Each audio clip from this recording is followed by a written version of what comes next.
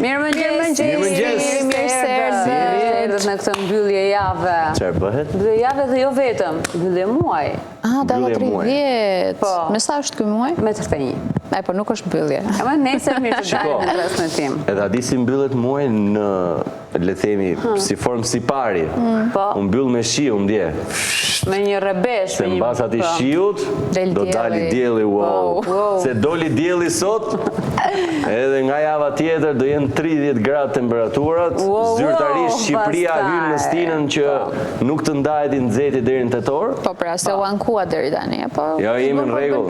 Jo, po ishim shumë në rregull, unë isha shumë në rregull. Çështja rrebeshi për shembull aty mund të pengojmë Po pak mirë, po sa. ka qenë freskë, se shijuam dot atë fillimin e plazhit. Po, wow. Wow. Pra, kështu që dje sa Por ne që kemi qenë në punë, ça plazhin e të Po fundjavat. Mund të shijoni më mirë. Po, por gjithsesi, dje kur filloi shiu pati një lloj trembje tek njerëzit. Ishte si ditë tetori. Ishte. Xhupat. Ku janë xhupat? Ndërkohë xhupat janë palosur, janë futur. Jo, unë si kam palosur. Vërtet? Po ku të kalon koha me palos xhupat? Jo, një ditë që ishte dje thash shumë. Plus i Romina në freskë, edhe në freskë është freskë. Gjithmonë do dalim me xhup deri aty po, është e qartë. Qofse të ne bie shia ndesh diell, wow. Do bëj një kërkesë që në hyrjet e rrethi e freskut vendoset kjo. Në freskë është freskë. Të jetë një shprehje, të jetë kështu turistike. Po do ketë kështu cit nga kush? Po, RB poshtë. RB. Gjithë duke menduar të mesazhe mu. Bravo ri. Ça slogani. E ke qartë. Ku ti ngjan me këtë domun? Kam mësuar nga i kolege ive, e ke parasysh? Bravo. Edhe nisëm ditën shumë bukur sot. Nisëm ditën, po çfarë po shikojnë atje, çka ka ardhur nga Segafredo? Shiko, dhe mua në fakt sa erdha më me sy direkt. Në fakt na ka ardhur kjo kapsula magjike, mrekullueshme. Na ka ardhur gjinsengu që nuk e di domethënë, po ka filluar në shtoj jetën. Ne ka ardhur gjinsengu ndërkohë radha në sot. Radha që pret shumë etapa Fillon Romina sot, një këtej. Më lexove mendjen se po mendoja, po shifja vende që nuk ja u kam treguar që mund t'i fsheh. Po pra, për t'i mbajtur me kimet, janë fantastike gjithmonë. Se janë për të gjithë. Kush do ta marrë e para kafen sot, të ngri dorën klasa? Ma bëj mua një ginseng. Bora. Po, këtu. Me kënaqësinë më të madhe. Aq më tepër me atë gotën e bardhë njerëz, fantastike. Gota e bardhë, gjinsengu është si ajk. Pa, çfarë kombinimi. Nuk di domethënë, nuk kam fjalë. Ne sikur po nisim muajin, po mbyllim këtë muaj domethënë, nuk kaq mbarësi. Mos e mbyllja është e rëndësishme të mbyllet mbar. Një nisje të mirë. Mbyllja e mbar gjysmë e punës. Bravo. Të shprehin shprehjet e brylljet. Aty të brylljes ka. Ti gjej një shprehje për nga qendra? Wow, fantastike. Ku ta gjej shprehjen? Për nga qendra. Për nga qendra. Po se Bora e gjeti, unë e kam. Dihet. E ke tëndën. Po, që të personalizojmë zonat. Fantastike. Çfarë. Sa i ngadalë po më duket ky veprimi i kapes që po bën. Është avash, plus jam slow. Po s'mund avash me gjinsengun. Po është për të tunduar akoma më shumë si duket. Do vdesim fare. Endezëm. Gjinsengu që thot pse më torturon. Ndërkohë, nuk më thatë si kaluat dje, si jeni zgjuar sot, çfarë mendoni të bëni nesër?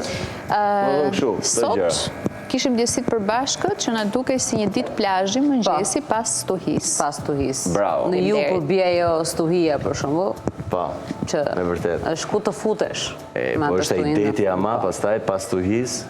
Po pas se ka thënë Eraldi, kujdes kur ka rrebeshe, stuhi, shkreptima, jo det. Jo në det. Korrenti. Ja, dita ime filloj dhe mori një rrjet tjetër tani. E çuditshme vetëm këtu më del korrent. Si duke dua ta them shumë fort që është korrent që të drejtë, të zë domethënë. Aty më rri. Edhe është fikse e djesia që ti përjeton atë mëngjesin e freskët, buzdetit për shembull, ose tek vendi ku ti mund të jesh lokalizuar, thua sa mirë, duhet kjo. Dje ka qenë shumë vapër për shumë dhe sot është një freskëllëk i lezetshëm. Po pastaj do dali dielli në të gjitha rastet. Jemi mirë. Unë them Dhe dje ka qenë një ditë e lodhshme, për shembull, mendoj unë. Dje ishte një ditë. Edhe për ty? Dje ishte një ditë që mos ma përmend çfarë dite ishte. Ka pas shumë gjëra. Ka pas shumë gjëra dhe se duket prandaj. Nuk ja kaluat menaxherit tuaj një pjesë të gjërave? Jo, unë kam shumë dëshirë të përjetoj vetë. Dje i thash në fakt menaxherit, i thash është e njëjtë. Po ti ke menaxher apo menaxhere? Menaxher. E i thash, a di ç'ke i thash? Merre pushim nga sot deri dielën, i thash se po ja dal vetë gjërave se të kam të mbushur. Bëre gabim? Nuk e ke idenë se çfarë lloj kënaqësie kishte ai kur i thash. Edhe të paktën ka dikush që përjeton kënaqësi. Fiks. Në atë moment Brazile ishte ora 6 u zgjova sot. Zgjova, po. Edhe do shoh një në ëndër, po bravo. Kuptova që thjesht ishte një ëndër. Qartë. Mirë, dhe u zgjuam me MCN. Bravo. Edhe kur zgjohesh me MCN, sheh edhe një blok me video virale që patjetër që të zgjohen edhe të tjerët. Po le, shprehit, që të ka ndodhur. Jo, po. Mjafton aq motra vëllezër. Po ja, s'ka që jam mësuar. Se për shembull ta kem dëgjuar unë te Romina këtë masivisht. Po ai tjetra ku është? Ku është? Në fakt, unë isha gjithmonë e para. Pa i tjetri ku është? Ishte ajo, pyetja pa i tjetri ku është? Varet sa e lodhi e ti për të kërkuar tjetrin nëse tjetrin. Po isha mburoja për motrën e vajin tim. S'na ditën kur. Sakrifikuese. Po. Ç'as ka ish kjo shpatull o bëra? Po ja, këtë shpatull e din. Po pas ke pas salamet shpatull, që ke mbajt gjithat pesh, vazhdojmë. Kuptueshëm. Mive është fikse ashtu. Po. Ajo që sa e vënë në gjumë të munduar, ke lexuar prralla, e ke folur, e ke... Edhe kur e solla, në fakt e solla duke menduar që kam një mami në studio. Po. Edhe përfundon duke fjetur aty pas. Po, s'ka që dorëzosh. Është për mirë. Ecim te titujt.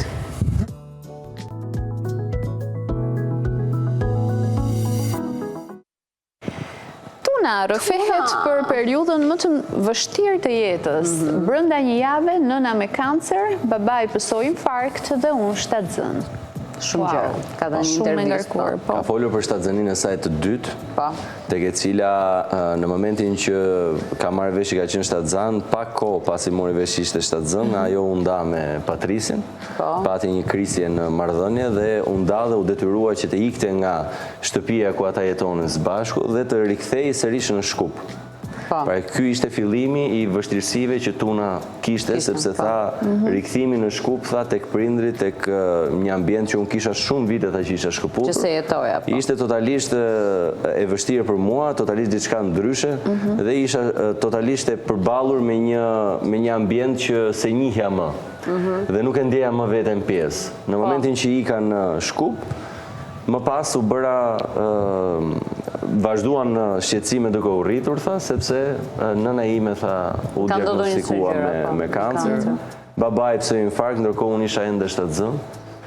Ndarja ime vazhdonte me Patrisin gjithë procedurat e ndarjes, kështu që më mblodhen të gjitha së bashku dhe ishte një periudhë që nuk e dija ku isha. Ka qenë intervista që ka dhënë te Dalina? Te Dalina, po. Edhe në fakt ka dhënë shumë detaje, sikur më parë, ka dhënë shumë detaje për jetën e saj, edhe këtë periudhë që ka qenë një ndër periudhat më të vështira dhe për lajmin shumë të bujshëm ndarjes me Patrisin, gjithashtu që u ndanu, bashkuan ja fëmijët ata që i bëjnë sërish bashkë për ditëlindje dhe për evente, dhe me sa duket ka treguar dhe marrëdhënien dhe ka thënë që secili vazhdon jetën e vet. Pra ajo që i lidh është janë vetëm djemt. A pati ndonjë pyetje për ish-kunatën, për Norën? Nuk e kam parë. Do ishte interesante si janë pajtuar kush i ka shkruar e kështu gjëra. Po besoj tani ndajnë interesat për bashkë. Bashkë. Nëse dikur për shkakun kishin konflikt sepse njëra nga ato ishte pjesë e asaj shtëpie. Tani mund të shajnë lirshëm. Asa bukur, po. Tani është rubrika vëllezërit në duhet tona. Ose jo, mund mos kenë fare nevojë të i përmendin ata. Mund përmendin kushtet, situatat, po ata ndoshta Të shtëpisë atyre mbase. Po ata ndoshta jo. Gjithsesi, domethënë, Tuna ka, le të themi, një moment tani që duhet rikthehet në muzikën shqiptare. Ajo ka pasur një album në fakt para kur ishte 2 vitesh. Diçka e tillë që soli me Armend Rexhepa. A patën rikthime në orën, ka pak muaj ka që ka dalë. Ka patur rikthime, apo thua një solo ti. Rikthime të cilat ta mbajnë gjallë në ai albumi që ka shqiptar etj. Armendi ka qenë shumë. Me Armendin ka qenë shumë. Më ka pëlqyer shumë. shumë. Edhe Tuna është një nga ato këngëtare që është paragjykuar shpeshherë, ka marrë shumë kritika shpeshherë, po për mendimin tim është një këngëtare që këndon live shumë mirë. Rëstisht sot po dëgjoja biletën, kisha vite pa e dëgjuar. Po. Më bileta s'ka. Ja regjia kur ta keni biletën se është super këngë. Po, biletën e Tunës. Biletën jo zogu. Bileta është më mirë. Ndërkohë ne shkojmë tek titulli i radhës, deshta shkojmë tek kënga e radhës. Po pra se po çuditesha te titulli. Gjëja më tërheqëse që mund të ketë një grua është vetë besimi. Po, pse është Beyoncé aty? Sepse e ka thënë ajo. E ka thënë Beyoncé, mendova se thjesht e kanë ilustruar me Beyoncé, duke qenë se po, është një nga vajzat dhe nga gratë më me vetbesim. Vetbesim, patjetër. Por që e pyetur edhe nga këto postimet dhe reagimet që ajo bën, si duket e ka gjetur. Super këngë. Ngri regjia.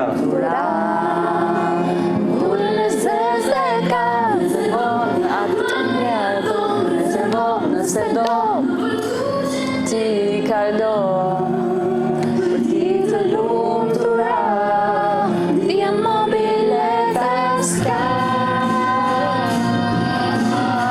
Po bërë videoklip.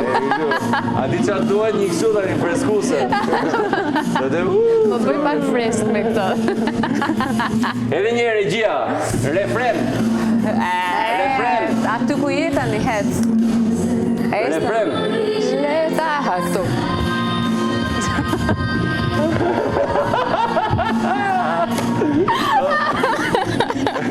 Kjo ishte. Bëj një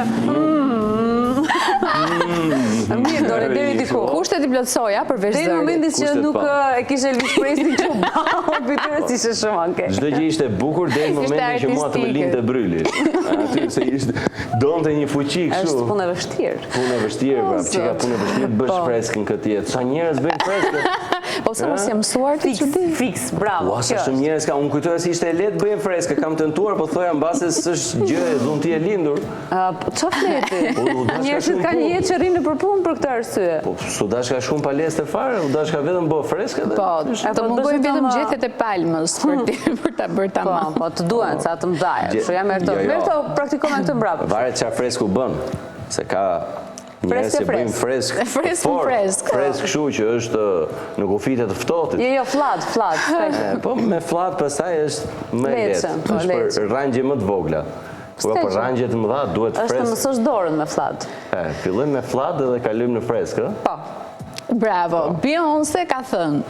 Që vetë besimi edhe me që jemi te fresku. Dhe ka plotësisht të drejtë, pra. Domethënë ti mund të kesh një sër gjëra në jetën tënde, mund të jesh e rrënuar, e rrëzuar, mund të kesh pafund sfida, aman, ose mund të ndjesh keq, aman një dalje me vetbesim, një dalje me atë kokën lartë dhe me një lloj krenarie, të bën të dukesh femër me potencial, një grua shumë e fortë gjithashtu, një grua që nuk tutet, dhe që mund të vazhdoj para. Pëlqeu shumë këtë dialektizme. Po sa bukur të rrinte.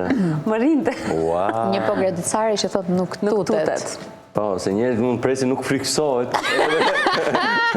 Po më fal pak, unë kam thënë në këtë emision e kam thënë që këto ti kam lënë ty. Jo, jemi në rregull. Më shumë flet ky si janë nga mua se po. Unë thjesht vdes për atë dialekt, domethënë. Kam pik dovët atë dialekt, nuk ka zot domethënë. Prandaj e bër kështu vllazëruar me ne. Është e qartë. Okej, ecim. Njerëzit që zgjohen para orës 7 të mëngjesit kanë më shumë gjasa të jenë të lumtur dhe më të shëndetshëm. Atëherë kujdes, faleminderit. Sepse thuhet gjasa. Gjasa pra. Mund edhe të ndodh, mund edhe mos ndodh. Aty do ndalemi. Po. Në rastin tonë, Ti je në rregull. Po, Çfarë ore je zgjuar sot? në orën 5 minuta. E shtyva 5 minuta alarmin. E shtyre, 5. Po ti rej kur je zgjuar? Unë sot nuk e di as vetë se si jam zgjuar dhe pse jam zgjuar edhe kur jam zgjuar, po besoj ishte ora diku te 6:50. Okej. 4:30. 4:30. 4:30. Okej. Unë sikur e ndi ku zgjohesh ti, se zgjohem mirë në 4:30 me shikoj një herë, them është zgjuar Romina në këtë orë. Bravo. Edhe flet një gjysmore tjetër. Duhet ta provosh të hedhësh një story në 4:30 dhe do kesh vetëm Rominën rrezik që ta sheh. Po të Aty do ishte perl. Jo, Unë kam provuar të hedh story në orën 3-4 të natës, ka qenë vetëm 5 veta nga Amerika që kanë parë. Mira. Është një ndër ata. Mira Duraj, që ju shëndesin. Doktor Genti Mbase, Gentian Toshkezi. Po. Edhe kush është një dy kushëri. Një dy kushërin, po. Se ka dhe njerëz Robin Amerike, kupton se jam vetëm emision. Mund tjetë edhe, për shumë ka njerëz që mund t'jenë vigjilente profili jo gjithkohës. Mund t'i gjenë një njoftim dhe ting, shkon e larmë. Patjetër. Po, njoftime. Edhe shikoj, direkt dhe nuk është se është zgjuar rastësisht. Zgjohet vetëm për ty, për shumë. Nga notification-i? Po. A blokojnë këto? Për të blokuar njerëzve. Po, blokohen. Problema e. Blokohen, ma. Tja blokosh ti njerëzve? Po. Në përthën ti postimin që hedh e ketë specifikuar për sa njerëz ose për kë njeri. Nëse e bën hajt për disa persona, thua. Aha, jo, mendova, mos ka ndonjë opsion që të ndalojmë që personat e tjerë të marrin notification. Po, nuk i shkon notification ati po i bëre hajt, si s'ka si të shef story. Po, kush rrit bëj hajt më, po them me i bloku të gjithë. Ajo do të thotë që janë shumë dhe nuk ka mundësi që. Pikërisht. Po sa të thella jeni, më unë s'kuptova gjë, Po të duhet pak kohë të gjithsesi, do ta bësh edhe një segafredo për veten tënde si mendon që të zgjosh ta. Bora, faleminderit. Lutem, ja zëri se ta bëra unë kafen. Bora. Po ti pse s'merr? Është një mami për mua këto kohë e fundit. S'më Më mjafton kujton të pi kafen, të ha bukë. Po presim reagim nga mami Rei tani. Po, patjetër. Migena më shkruaj se po të pres. Po, borën e kam gjithkohë që angre bukë sot, bëre kafen. Ndërkohë ti se di që unë jam një agent e fshehur e Migenës. Bravo. E dërguar. Bravo, 008 ati. Se bëre gjithë është më e mirë kafja tjetër. Jo, po se e piva një kafe shumë të fortë sa erdha. Edhe e dua një kafe pak më të butë të dytën, shife çfarë goje ka. Ngeci kjo, s'bët. Shive. Po se do ujë rrezik. Po. Ja. Yes! Një gjyseng i shpëtuar nga Zoti. Jo, s'është shpëtuar, se është brenda. Po, bravo. Ka ngecur brenda, i s'ke zinxhir. Mund ta doj Romina në orën 8 për shembull. Po. Okej, do na i thuash të gjasën e saj apo të kalojmë te titull tjetër? Kanë më shumë gjasa që të jenë të lumtur dhe të shëndetshëm, sepse zimi herë ty të bën që të kesh një planifikim më të mirë të ditës. Okej. Të kesh një humor më të shtuar gjatë ditës. Po. Të bën që ti mos jesh një njeri monoton. Të bën që ti jesh një njeri, duke qenë njeri mëngjesi, je gjithmonë me një hap përpara krahas të tjerëve për sa i përket përgatitjes mbase edhe fizike, por dhe të shëndetit, edhe në zgjedhjen e mënyrës se si ti konsumon ushqim gjatë ditës. Okej, po nëse ti e nis ditën herë, do ta mbyllësh shumë herët, kështu që është e njëjta gjë, e njëjta gjë e bësh. Do të thënë, duhet të gjesh njerëzit e duhur që do të shoqërojnë në këtë rutinën tënde të përditshme. Po ne themi gjithmonë që ne pas dreke fikemi, si mbaron ajo intensiteti i ditës së punës apo. Po ndodh që të gjitha takimet ti i lë për shembull në drekë dhe mbas dite, s'është e pamundur. Po ndjen lodhje. Po, sigurisht. Një sforcë e madhe, po doli. Na shërmina shumë. Doli gjinsengu.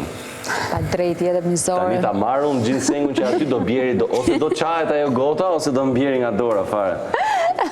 Ta marrë ta lë këtu direkt. Po, bravo, ruaj si sytë e bërë. Ja, pra, që erdi mesazhi. Erdi mesazhi. Asi gjë të lutem. Është detyra ime që të kujdesem për stafin kështu. Kanë ngrënë, kanë pirë, a janë mirë, është shumë e rëndësishme për mua. S'ka rëndësi asgjë tjetër, mjafton të jenë mirë. Ecim. Utje për ju që më shkruan. Titulli tjetër, si pozojnë manekinët në Japoni për të treguar komoditetin dhe rezistencën e kostumeve. Prandaj kanë filluar këta tanët janë këtu shtremsa. Ndodh për shembull që ti mund të jesh në festa punës, je me kostum, edhe hidhesh për të bërë një veprim kështu spektakolar edhe çajm pantallon. S'ka këtu që jo, në punë. Ja, pra për t'i treguar shefit ose shefes që je elastik. Po. E kupton? Dhe pikërisht në Japoni, kjo është mënyra që atyre i ka sjell totalisht sukses, është visual merchandising që ata e kanë në majat e tyre në Japoni, kanë sjell totalisht një formul të re për sa i përket manekinëve, sepse ata thonë që një manekin nuk rri një person, domethënë nuk rri në mënyrë vertikale gjatë kohës si manekin, por ai ka pozicione të ndryshme dhe duke bërë të gjitha pozicionet mbas ato të pamundurat që pra tani ka ndryshuar edhe shpreha. Ka ndryshuar edhe shpreha. Zakonisht njerëzit në kostume bëjnë këto pozat. Jo, po ta veshësh kostumin ai tregon që je aq lirshëm sa po deshe mund të bësh një rondon fiflak. Kjo është për dasmat shqiptare. Me një gotë rakie. Sa bukur është këtu për shkak. Tu është duke kërcy Bella Ciao. Ja edhe këtu, këtu është... Wow, rock and roll never dies. Bravo, bravo. Po ishte të shtruar ka? Ishte, pra ishte një para. Mire ato shitset e shkreta që veshin këto veshjet manekin, se duhet jetë të mërshme. Të thot një për shumë, duhet provoja të këmishit që është manekin. No, nuk është masajote, nuk është masajote. Ti eshe me kokë poshtë, pa ato e këthin drejt. Atë se diti? Po është e vështirë. Nëse ke provuar njërë në jetën tënde të veshësh manekin, është e vështirë. Se kam provuar në pak. Atëherë mos fol. Po e di që është e vështirë dhe ti veshësh vetë kostumin. Edhe kur e vesh vetë, prap problem është. Po për ta hequr është njësoj problem? Po ja, për ta hequr është shumë e lehtë. Okej. Gjysë ma e punës. Do thuaj një shprehje, po hajtë. Do thoj që të pak kur kërkon asistencë, të pak të më është më e lehtë. Sidomos njëherë me asistencë është shumë e lehtë. Ecim.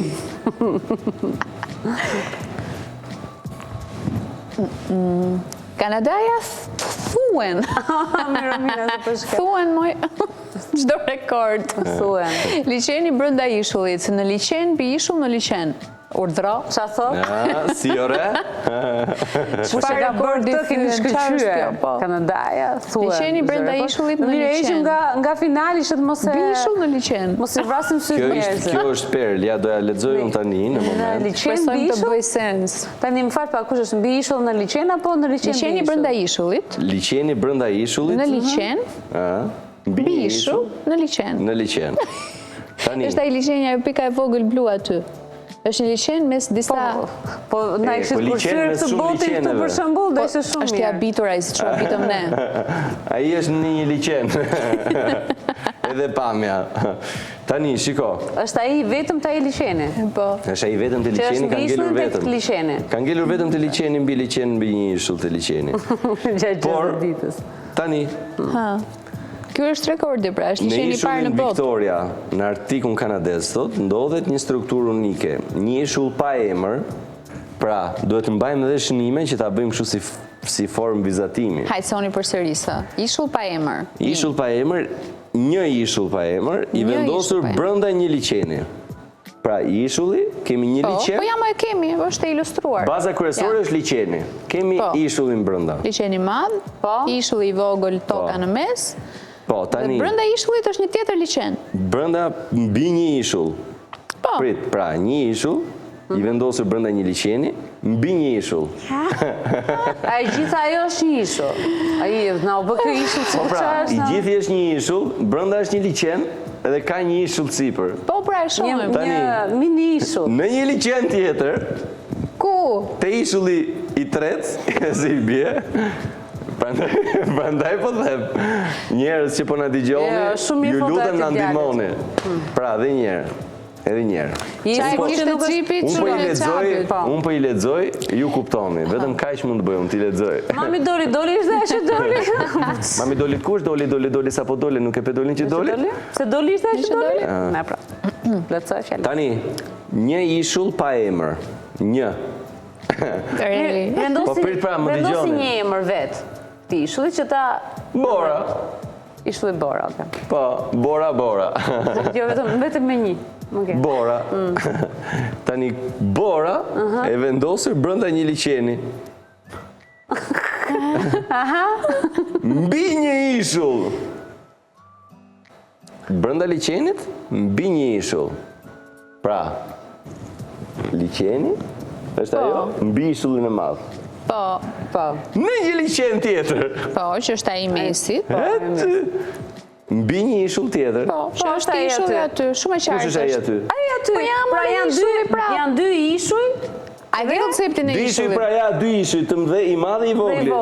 Po, është liçeni Ja tjetër. liçeni mbi ishullin e vogël. Po tani, ishulli pa emër është i vendosur brenda një liçeni. E pra, janë 3 liçene dhe 2 Ky ishulli i madh nuk është brenda liçenit, e ka liçenin brenda. E kupton? Ktu o kleçka. O zotri, është shumë e qartë. Janë 3 liçene dhe 2 ishuj. Po. Një liçen i madh sipër është ishulli, është një liçen tjetër në cilin ndodhet një ishull me një liçen sipër. Po pra, ku është Janë deti? 3. Kjo është pyetja Dhe matematikore, ky problemi. është rasti real të botë. Ky është rasti rrallë në fakt që ndodh në Kanada. Por që kam që di që e vizatoj. Na mori shpirti duke Vizatoj një- Ajde të thuash se ku je, për Ishull- shembull, t'ja shpjegosh dikujt thot po ku je, dhe ti je tek ajo pika Jam fundit e ishullit, Te t'ja ishulli pa shpjegosh. emër brenda liçenit, mbi një ishull që ka liçenin në një ishull tjetër. Mirë, Dhe thot ai. ta mbyll. Në atë moment thot pat shnetin. Jo, thot. dhe e thot, po me këtallet. Je, thot telefononi format e bardha. Bravo, bravo. Duhet ta kemi edhe një titull tjetër kam E përshtypjen. kemi? Ja ta Duhet shoh. ketë O sa se ishte prapë me ishull. Vrima më e madhe në planet. Eksperimenti që tentoi për thamën e tokës. kush është vrima më e madhe në botë. Përgjigja është jote pyetja. ishte tjetër dje, po. Përgjigje ime? Po. Po. Po në fakt është vrima e kolës. Kjo quhet. Kështu quhet vrima. A, mos e Quhet futkot. vrima e thellë e kolës. Aha, Po nuk është në Shqipëri, pra. Nuk është në Shqipëri, Ka, është një e, po të eksperiment. shtuan me Eksperimentar. kolin ata? Me kolën në këtë Kolën. rast. E, Me kolën në këtë rast. Po. Tani unë nuk e di çka. Gjurmë shqiptare në planet. Nuk Ku e di ishte kjo? çka, por quhet vërtet vrima e thellë e kolës është 12.2 kilometra. Au.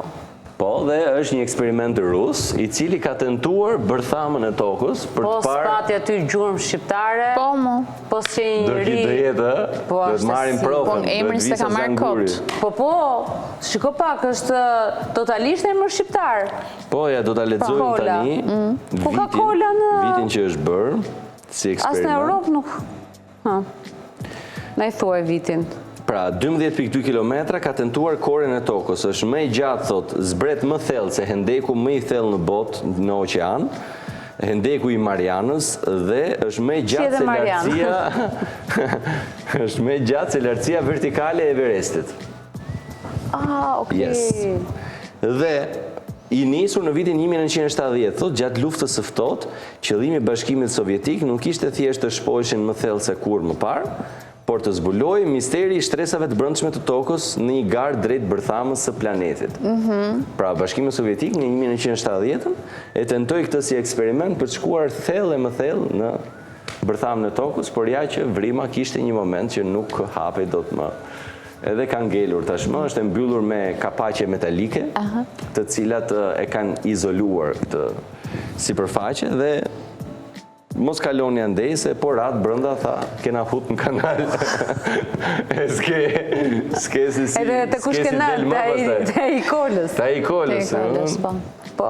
Megjithëse shkosi është me Makina po viti nga thebeli po bitë për tare dhe ishte fiks. Oh, sa Po është me bukur. këto, pra, si quhen këto si tip barrierash, duke si shkallë vertikale. Po. Po, që mund të zbresë. Dhe ka shkuar në fakt temperatura poshtë 180 gradë Celsius, Ashtu, e? 350 gradë Fahrenheit, po. Ishte një nxehtësi tepër e madhe. Përvoluese. Po. Po sepse Kur arritën afër korës. Po, patjetër. Lëre, than kola Duhet të që ka të rriqesh. merë, hajde ngjitemi u lart. tërhoqën, po. U tërhoqën. Bravo. Tani kola këtu, prap kemi dy gjëra shqipe, se kola, vrima e kolës është më e madhe se hendeku Marianës. Oh! Po pra, hendeku i oqeanit, Po. hendeku E Marianës. kuptuam se dëgjuam të gjithë artikullin. Shumë po. informacione për Po, sot. ky krahasimis nisë. Më mirë ndoshta. I fusim një publicitet? Më mirë. Po, që ta A kjo reflektojmë po që pak. është më mirë akoma, një publicitet për të reflektuar reklama. Jemi në studio, ku jemi jemi rikthyer dhe do t'ikim me njëherë tek xhaxhëza e ditës. Aty. Ikim.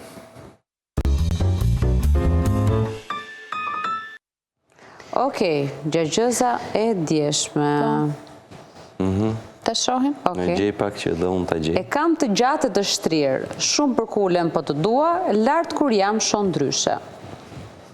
Ka opsione? Pas ka shumë opsione. Vërtet? Trupi, se do t'jeme kujdesme që lexoj. Se mundet... Qafa e patës, qafa e gjirafës, qerpiku, hija, harta, pjastra e flokëve, hija, qafa. Qafa e gjirafës. Pra Vërtet? gjirafa është përgjigje e saktë. Shef. Po çfarë thua E ti? dedikuar për qafën e gjirafës. Bravo, kush e ka gjetur? Poliksen Taç që e ka gjetur. Bravo, Poliksen. Bravo, Pra e bravo. kam të gjatë e të shtrirë, Po. shumë përkulem po të dua, dhe lartë kur jam, shoh ndryshe nga të tjerët. E vërtet është. Shumë interesante, epsta. Po ku i ka shko menja? Janë me vizion njerëzit. Ja thonë, shef një meme për shembull edhe Po. ndreqet Ja dita dhe dhe shojmë hop të sotme në kujtohesh. bastë e gjejmë. Po. Pa fytyrë, pa zë, po rri me çdo njeri, në çdo njeri.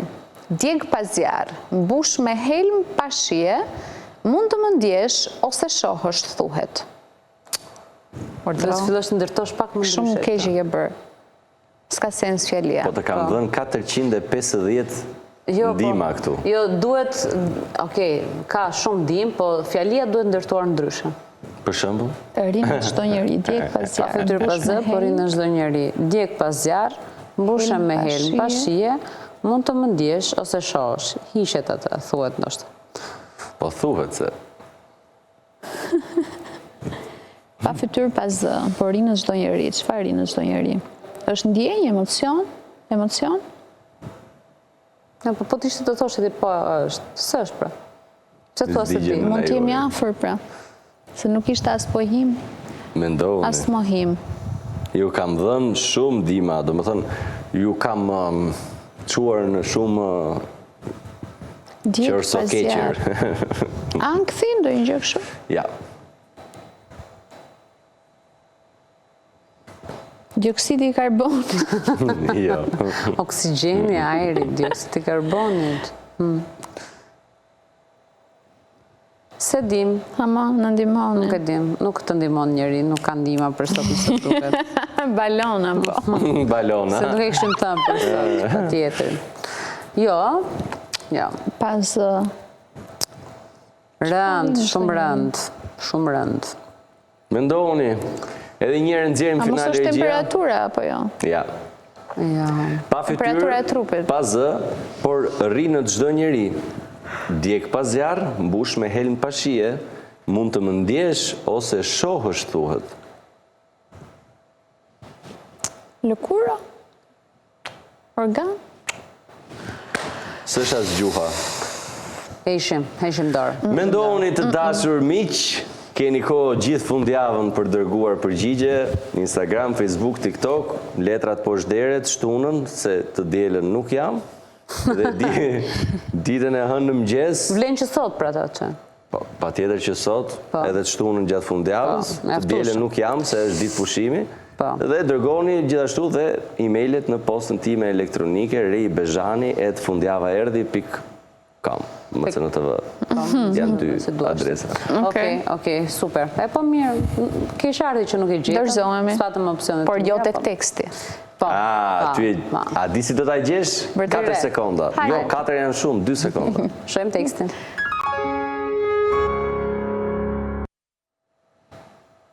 E kemi? Pra ndete ti, vini biletën. Jo Jo zogu. zogu.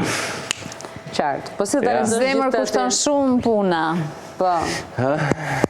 Që janë këto këngë që më pikë mëngjesit? Po ja pra, Këngë. po dukesh syn.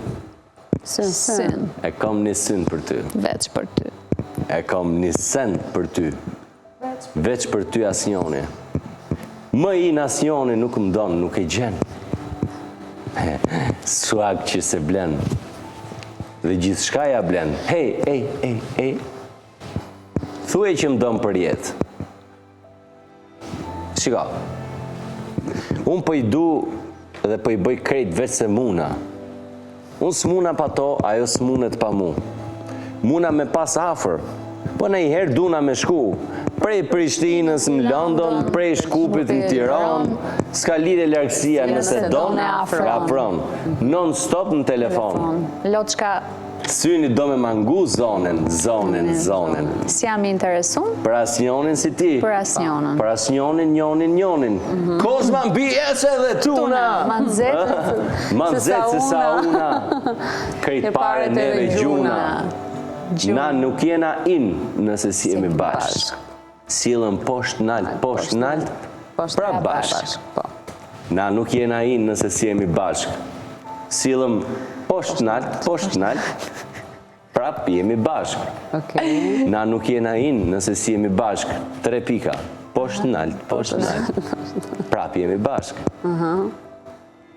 Zogu më i mirë prej krejtve. Zemër kushto shumë puna. Dalloj shumë prej tjerave. I boj krejt vetë se muna. Para se mu qu mu boj, mësoj e mirë. Kush?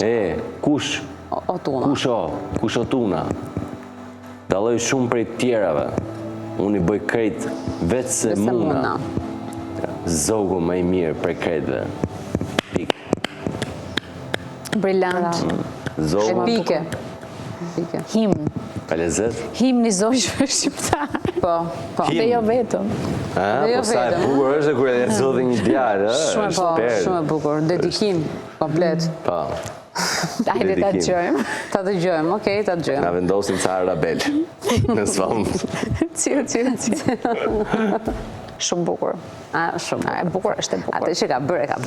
Të që ka thonë. Dallon shumë prej tjera. Dhe ka një gjë që e ka akoma. Po. Kjo është më e veçantë. Mosha nuk e dihet, po që rëndësi ka kjo? E ka. Që rëndësi ka kjo? Po, e ka atribut të vetën, nuk e lëshon fronin.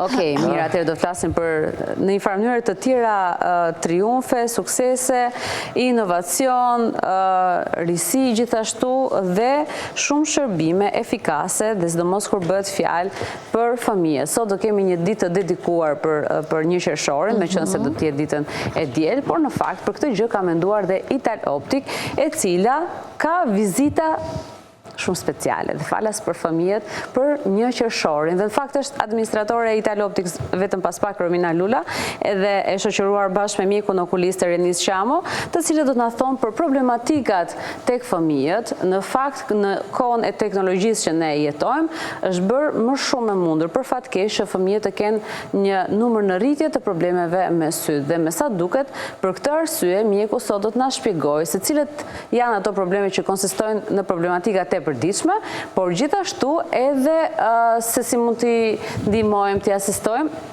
dhe pa tjetër që vetëm një vend është ai që mund të jeni të qetë në dorën e specialistëve, vetëm tek Ital Optik.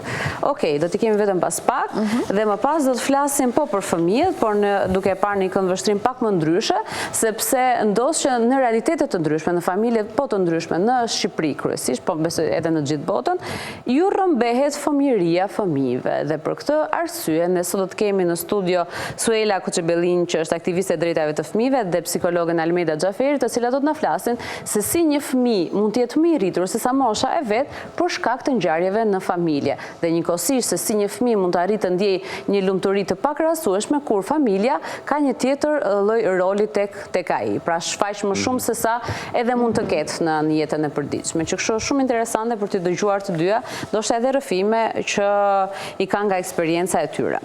Okej. Më pas rikthehen ata të bukurit. Bukuroshet. Bukuroshet, në fakt sot. Për herë të fundit. Po. Ka se do t'i kemi edhe sot, në ekran të pak në zgjohem MCN, sepse do t'i kemi... diskutohet, jemi në vinë e finishit. Jemi në vinë e finishit e një aktiviteti fantastik si Fashion Show Kids. Që do t'jetë ditën e diel, do të mbahet ditën e diel dhe është një ndër, ose është eventi më i madh që do t'jetë në Shqipëri dhe bëhet fiks për datën 1 qershor, totalisht dedikuar për fëmijët, shumë personazhe të njohur, të botës së artit, të filmit, të televizionit gjithashtu. Sot kemi disa vajza të cilat do t'jenë pjesë e kësaj pasarele, jo vetëm mode, kemi thënë, dhe gjithashtu do të kemi edhe prezantuesen sot, do të, le të themi, do të prezantojmë ne prezantuesin e eventit Fashion Show. Do marrim detaje se çfarë do ndodh në fakt ditën e diel. Është, siç e the, një nga eventet më të mëdha, ndoshta më i madh i organizuar ndonjëherë, të paktën në këtë formë, kaq të bukur, kaq serioze. Edhe patjetër kam përshtypjen që sot do zbulojmë dhe emra të tjerë VIP-ash që do të jenë prezente. Patjetër, patjetër. Sot është, meqense kemi këtë ditën e fundit të prezantimit, do marrim më shumë detaje dhe do t'ju përgatisim totalisht për datën 1 qershor, që është ditën e diel.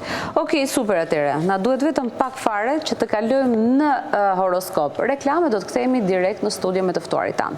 Qëndroni me ne.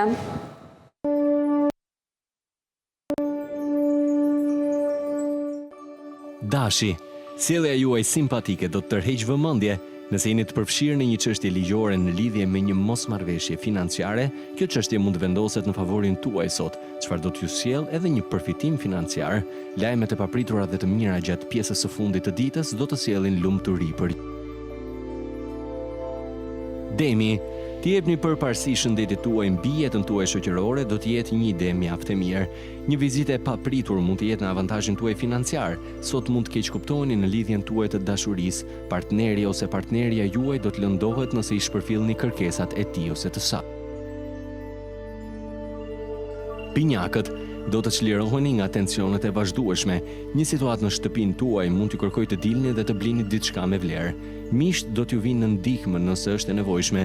Mos e shantazhoni emocionalisht partnerin ose partneren tuaj, kjo mund t'ju kthehet kundër. Gaforia, një njohje e vjetër mund të jetë burimi i problemeve të reja në jetën tuaj. Ka gjasa që të shkoni në një udhëtim kënaqësie që do të rinovojë energjinë dhe pasionin tuaj. Do të ketë shumë mundësi për të treguar aftësitë tuaja sot. Luani, jini optimist dhe shikoni anën më të ndritshme të gjërave. Vetbesimi juaj do t'ju ndihmojë që të hapni dyert që të çojnë në realizimin e aspiratave tuaja. Kjo është një ditë e mirë për të komunikuar me njerëz me të cilët takoheni rrallë. Qëndroni larg thashethime.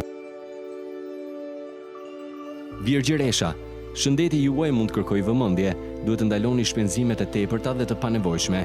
Jini të kujdesshëm si me miqt ashtu edhe me të huajt. Mund të ketë agoni në jetën tuaj të dashurisë gjatë kësaj dite. Peshorja, do të shihni njerëzit rreth jush të si shumë kërkues. Mos premtoni më shumë nga sa jeni në gjendje të përmbushni dhe mos e stresoni veten, vetëm për të kënaqur të tjerët. Investimet në pasuri të paluajtshme do të jenë fitim prurës.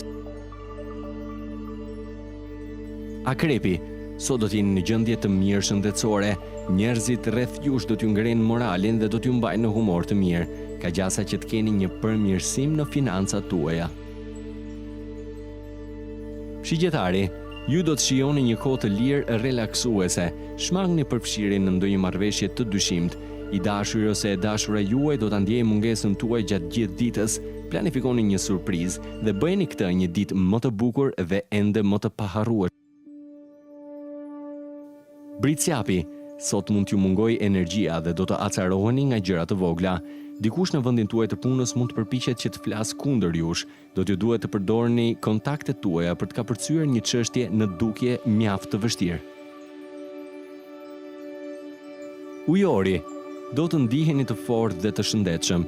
Sot do të jeni të fokusuar kryesisht tek fëmijët dhe familja. Mund të përballeni me disa realitete të ashpra që lëkundin fort jetën tuaj të dashurisë. Peshqit, mund t'ju duhet të përballeni me një problem të vazhdueshëm dhe kjo gjë mund t'ju shkaktojë pak grindje ose shqetësim. Në fillim të ditës mund të pësoni një humbje financiare. Romanca do t'ju sundojë mendjen, pavarësisht punëve që janë ende në pritje. Ky pra ishte edhe parashikimi i horoskopit edhe për ditën e sotme.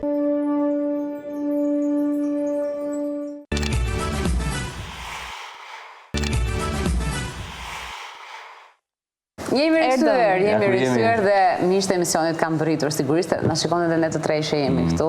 Kemi një interes të shtuar për këtë pjesë të emisionit, aq më tepër do të flasim për shëndetin e syve të fëmijëve. Dhe kur flet për fëmijët edhe flet edhe për syt, pastaj ndikimi dhe ndjeshmëria kanë nivel akoma edhe më të lartë. Që kështu faleminderit shumë që jeni në studio sot Romina Lula, administratore e Italotit. Mirë se u riktheve. Mirëmëngjes doktor Enis Qamo, mjek populist.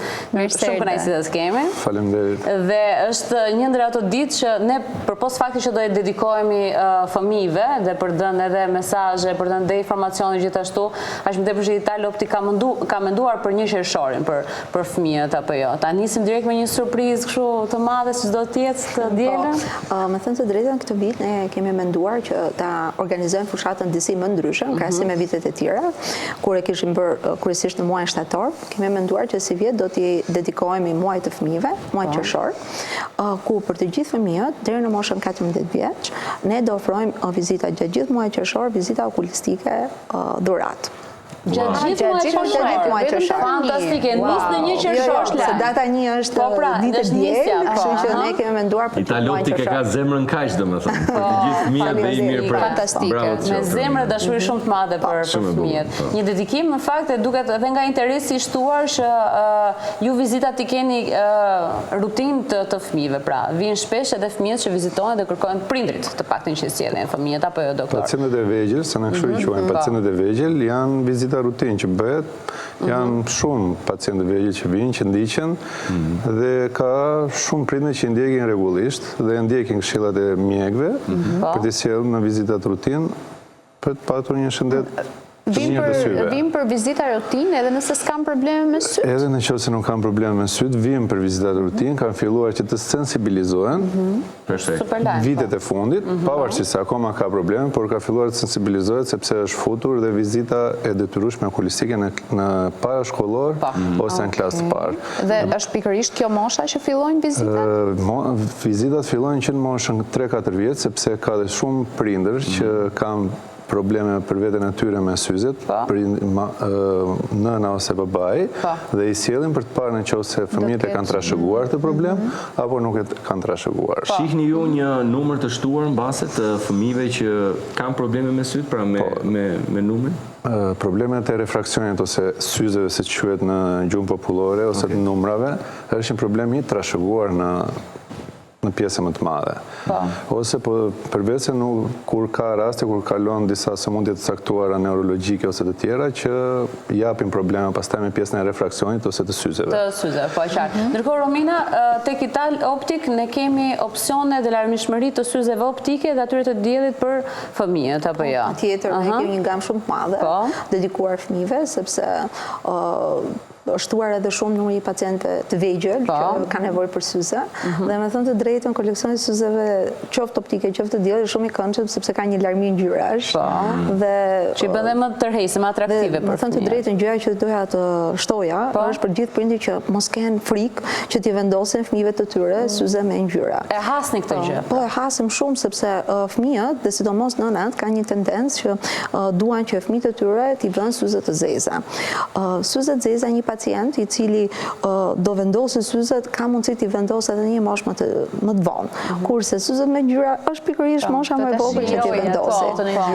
Me thënë të drejtën, ne kemi shumë probleme me prindrit të cilët marrin vesh që fëmijët e tyre kanë syze, se kanë frikë. Do me thënë shumë për tyre dalin nga vizitat mërzitur, fillojnë qajnë. Fëmijët janë shumë rregull, janë shumë komod, nuk kanë si problem. Probleme më kryesore kanë prindrit. Dhe është çështje mentaliteti nëse kapet në kohë. Po pse refuzojnë prindrit? Dhe pse nuk janë të mësuar doktor në fillim që të vendosin ato syzet optike për fëmijët për t'i ndihmuar ata që aq herët? Nuk janë të mësuar sepse është shoqëria jonë. Është pjesë sociale, pjesë edukate, bullizimi, ndërhyjnë shumë gjëra. Tani unë edhe me motrën time e kam pas të vështirë që e kam në shtëpi për të marrë mbesën derisa e kam detyruar që të vi mbesa, dhe edhe mbesa ime ka qenë problem sepse kam syza deri që moshën 3 vjeç, por sot edhe pas syza shikojnë 100%. Pra është ndihmë e madhe nëse vihet sa më herët. Normalisht sepse syri mbrohet, nuk konsumohet, sepse siç e tham është gjenetike. Fëmia lind me numrin dhe fëmia që lind me numrin do vdes me këtë numër, sepse është gjenetike si çdo lloj patologjie tjetër. Okej, e ka njëri nga prindrit. Nëse në një kohë më të jeshme siç ka qenë mosha jonë, që që teknologjia ka dalë ose ka qenë një kompjuter në zyrë, kur ne kemi qenë 12 vjeç, 10-12 vjeç dhe ishte fat që të vijen atë zyrë, tashmë telefonat, laptopat, tabletat i kanë të gjithë në përduar dhe syri konsumohet më shpejt dhe syri jep dhe ky numër del shumë shpejt në pak. Dhe pjesa që duhet mbrojtur më shumë është mosha nga 3 deri në 12 vjeç. Që në 3, po. 3, 4, 12 vjeç, në qoftë që duhet parë që mund të bëhet vizita e parë. Pastaj fëmijët që lindin me probleme patologjike të syrit që shihen nga mjeku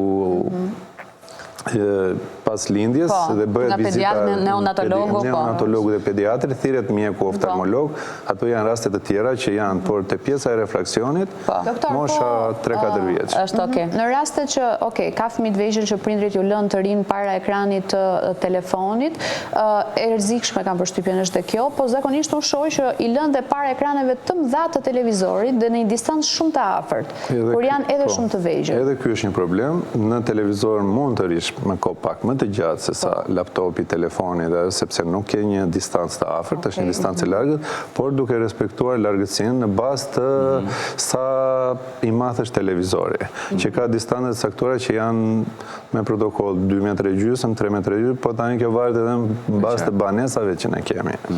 Sa të shpeshta janë raste tek të cilat pavarësisht se ju si specialisti thoni prindit që fëmia duhet vendos syze, ata refuzojnë për t'ia vendosur. Tani nuk i kam numëruar, por që nga nëntori 2021 që kanë filluar punë, mund të jenë sepse ne vizita e fëmijëve bëhet ka një procedurë tjetër, protokoll tjetër.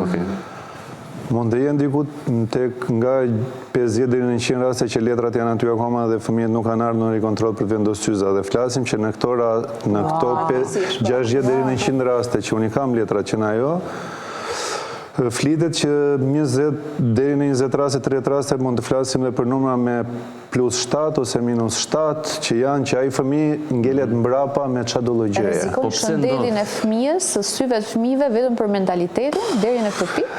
Deri në këtë pikë, ose mund të ketë raste për shembull që këto fëmijë pasi ju thua që ka këto probleme, mund ta çojnë edhe në 5 ose 10 doktora të tjerë. Janë mosbesues pra, do thua që në fillim. Ai shumë traumë mund ta kenë. Nuk po flasim vetëm për popullin normal, por po flasim edhe për pjesën intelektuale. Që edhe atyre ju ndikon çështja e mentalitetit. Që fëmia e tyre domethënë ka një problem. Ajo është diçka shumë e rikuperueshme, por nuk e di, e kanë kompleks në vetvete. Ashtu tepër lajmi mirë është nëse i vendosim sa më përpara dhe asistenca bëjmë një numër më të vogël dhe kemi një jetë më të lirshme, sepse nuk është edhe tek ato numrat e mëdha, edhe te numrat e mëdhenj.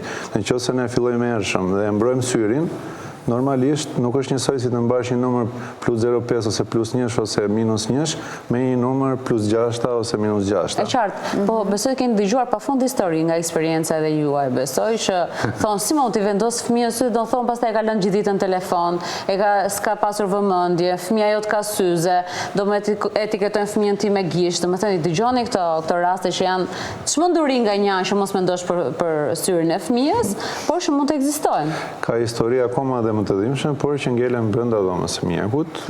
Problemet janë madhore, sidomos te pjesa e popullsisë e cila nuk ka edukimin e caktuar, bin nga zonat më të thella, familja, fisi luan rolin e vet, por janë histori të dhimbshme sepse siç u thash ky fëmijë ngelet mbrapa me çfarë do lloj gjëje. Duket shumë e çuditshme që ne diskutojmë pikërisht këtë gjë në 2025-ën. Po, fatkeqësisht ende po. Sepse nëse para pak kohësh, unë e kuptoj që momentalisht edhe prindrit dhe fëmia apo të qoftë dhe një i rritur mund të ketë një shokim personal që do i ndryshojë diçka në jetën e vet. Po pastaj të ta neglizhosh fare. Diskutimi më normal që bëhet kur vin me fëmijë, thot me prindrit e fëmijëve, është që po si ta lë.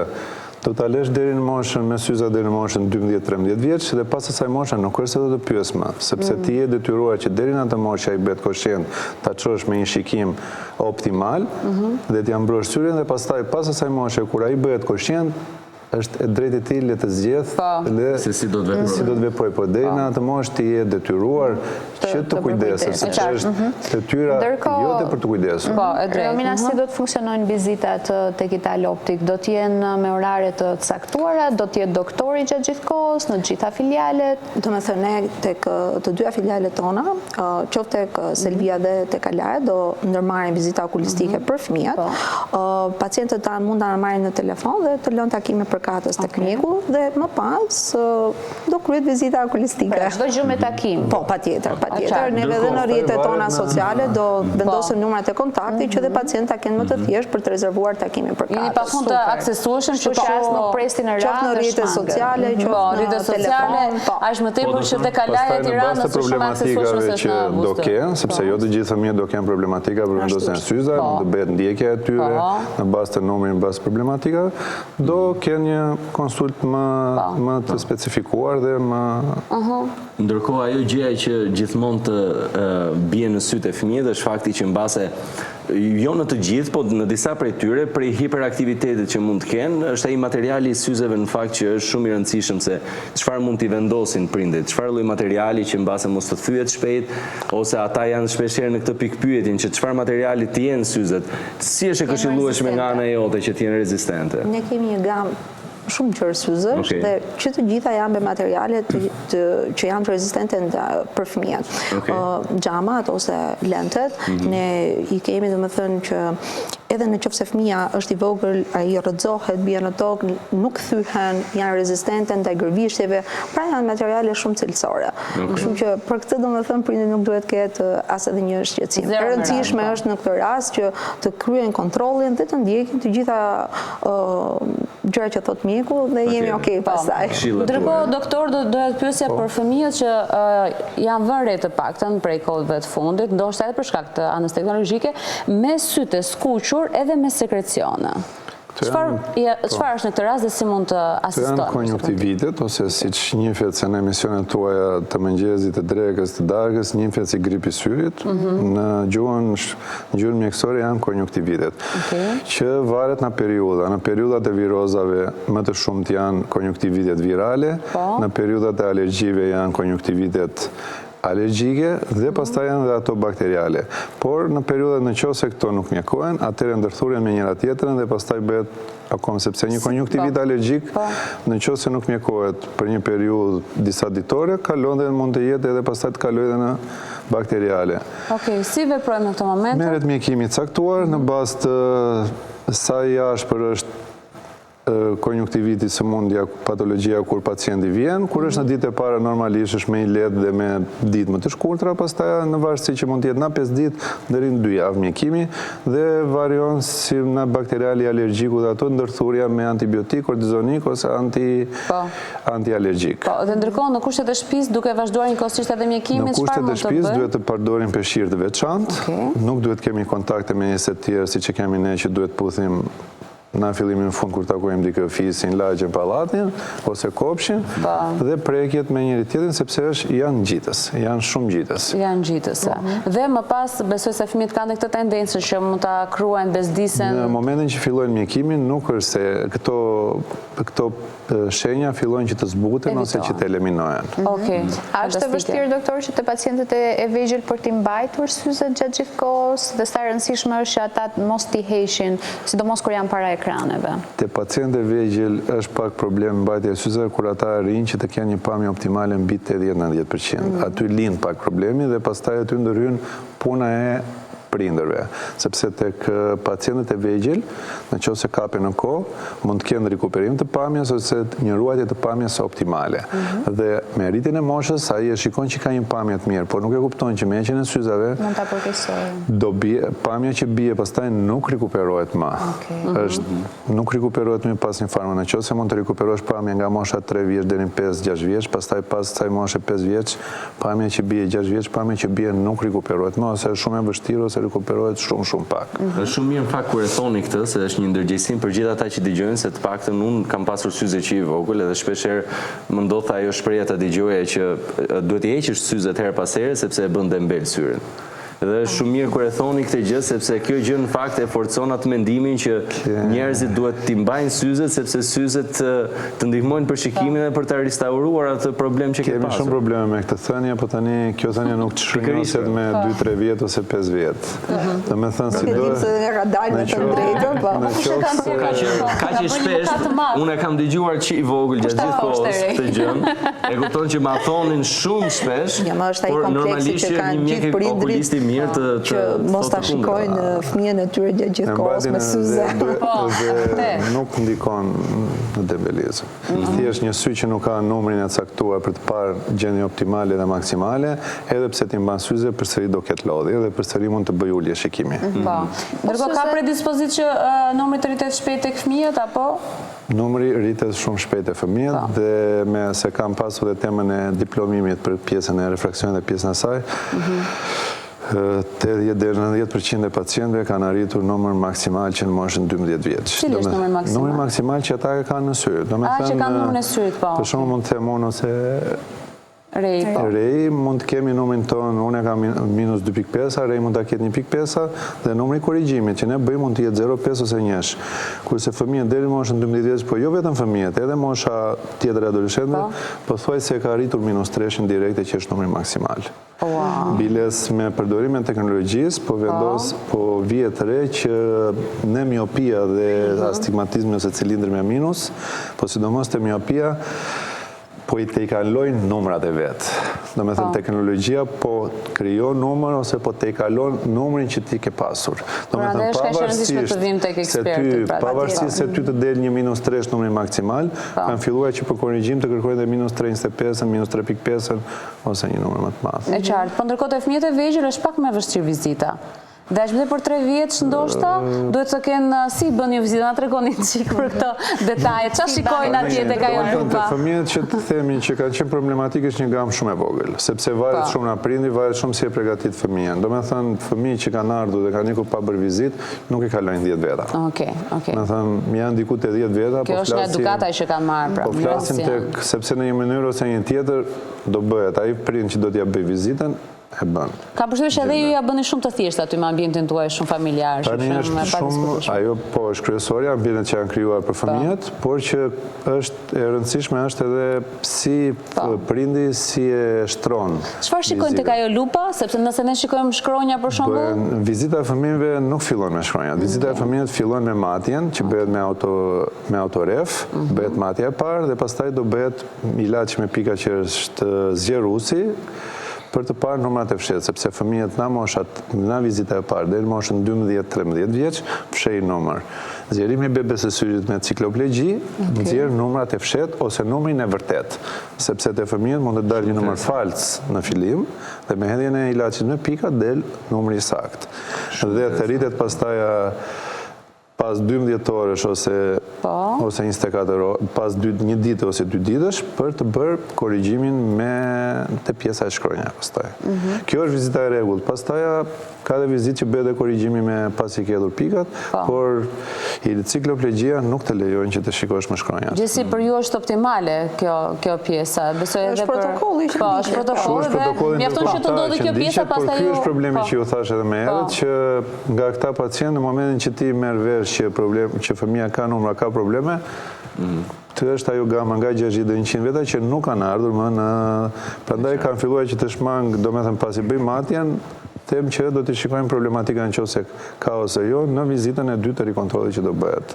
Romina, po normalisht edhe në bazë të eksperiencës tënde, çfarë këshill do i jepje prindërve për atë punën paraprake para se të sjellin fëmijën e tyre në ka disa prindër domethënë që ja bëjnë fëmijëve më të vështirë. Në shumicën e rasteve unë mendoj që do ishte më thjeshta, ndoshta edhe doktori në këtë rast ma konfirmon këtë gjë, që ti thon do bëjmë një vizitë normale tek mjeku, ilaçet që i dhën sy djeg paksa, mirë do ishte që mos ja thonë këtë gjë fëmijës, dhe ti thonë, vetëm do hedhim një ilaç në sy dhe kaq.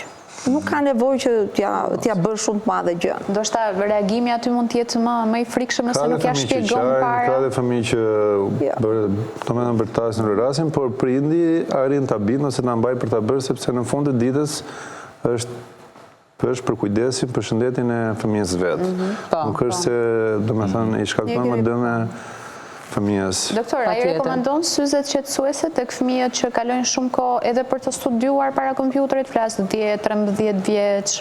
Po, rekomandojnë syzet qetësuese me një numër minimal ose me 0, por jo vetëm të fëmijët, por ka shumë, përveç se kemi problematika që themi që nuk vinë ose vinë, ka dhe shumë prindër të tjerë ose fëmijët të tjerë ose grupmosha që janë pak më të mëdha se fëmijët, sepse flasim deri në 18 vjeç ose 20 vjeç që janë student, që vinë që kanë filluar të përdorin syze qetësuese sepse përveç shkollës bëjnë një punë të dytë që normalisht i lidh gjithmonë me telefonin ose me kompjuterin. Shumë të lodhin edhe. Dhe bëjnë lodhe. Kanë filluar që syzet qetësuese të hyjnë masivisht që të përdoren.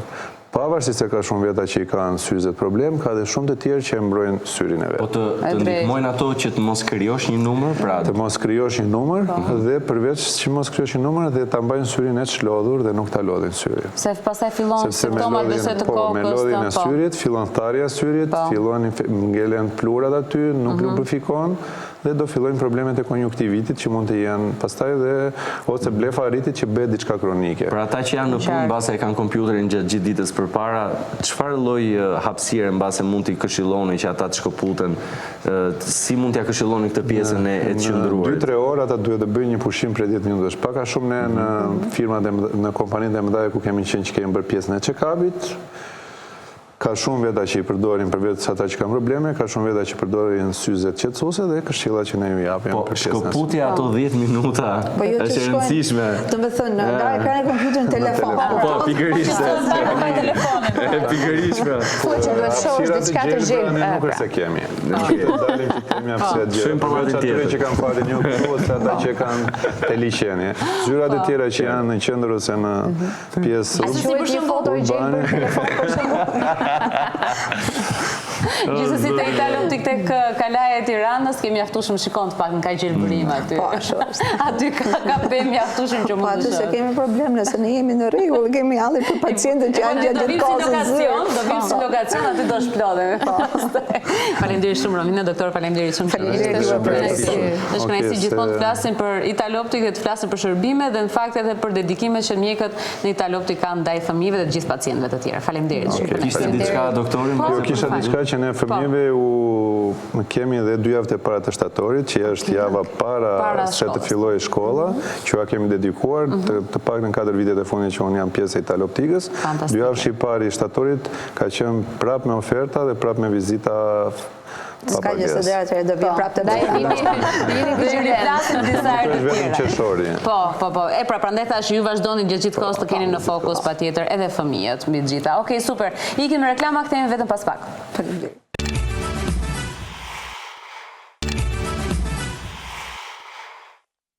Ja ku jemi rikthyer, jemi në studio dhe në këtë moment do të flasim në fakt për, ne tham që në fillim të emisionit do të dedikohemi tek fëmijët, meqense jemi në prag të një qershorit, ditën e diel do jenë fëmijët duke festuar, duke u gëzuar gjithashtu, por në fakt realiteti ka edhe histori të tjera që mund të jenë pak më të trishta, atyre historive që fëmijët rriten nga vështirësitë edhe historitë familjare më shumë se sa mosha që kanë. Dhe për këtë arsye le të flasim edhe për këtë këndvështrimin tjetër, mos flasim vetëm për këto lumturitë edhe për gjitha kushtet optimale që sot fëmijët ose prindërit i krijojnë për fëmijët e tyre. Mirëmëngjes Uriela, shumë kënaqësi të kemi sërish. Mirëmëngjes. Shumë kënaqësi, përveç se jeni nëna, por sot do të diskutojmë në një dimension pak më të gjerë.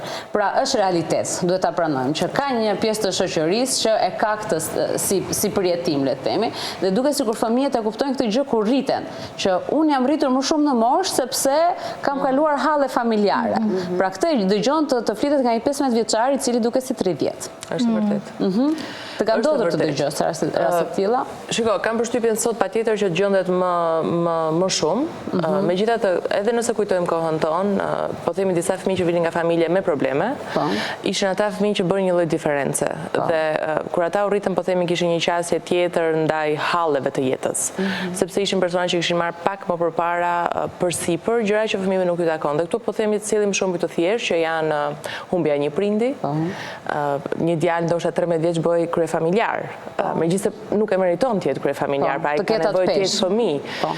Sot ndërkohë kjo ndodh për arsye të divorcit. Pra ndoshta prindi nuk humb jetën, po divorci është në shifra shumë të larta dhe ti shikon që fëmijët marrin një rol mbrojtës ndaj nënës së tyre dhe ky është roli i kryefamiljarit. Dhe këtë e gjen atë vajzat, pra nuk duhet ta ndaj me gjini. Ka edhe vajza të cilat mund të jenë 13-14 vjeç dhe marrin një lloj roli proteksioni, ndaj nënës, ka një lloj përgjegjësie tjetër, sepse kuptojnë që po themi në familje mungon një antar që është i rëndësishëm. Pa kaluar vetë tek humbja e jetës, që ndodh që humb jetën njëri prind. Sot problematik shumë e madhe është emigracioni. Pra me vërtet prindi mund mos jenë të ndarë, janë larg, por prap mungesa bën që fëmijët që janë të marrin një lloj, krijohet një lloj lidhje ndryshe në familje mes prindit që është në kujdestarinë e fëmijëve dhe fëmijëve kur mungon njëri prind.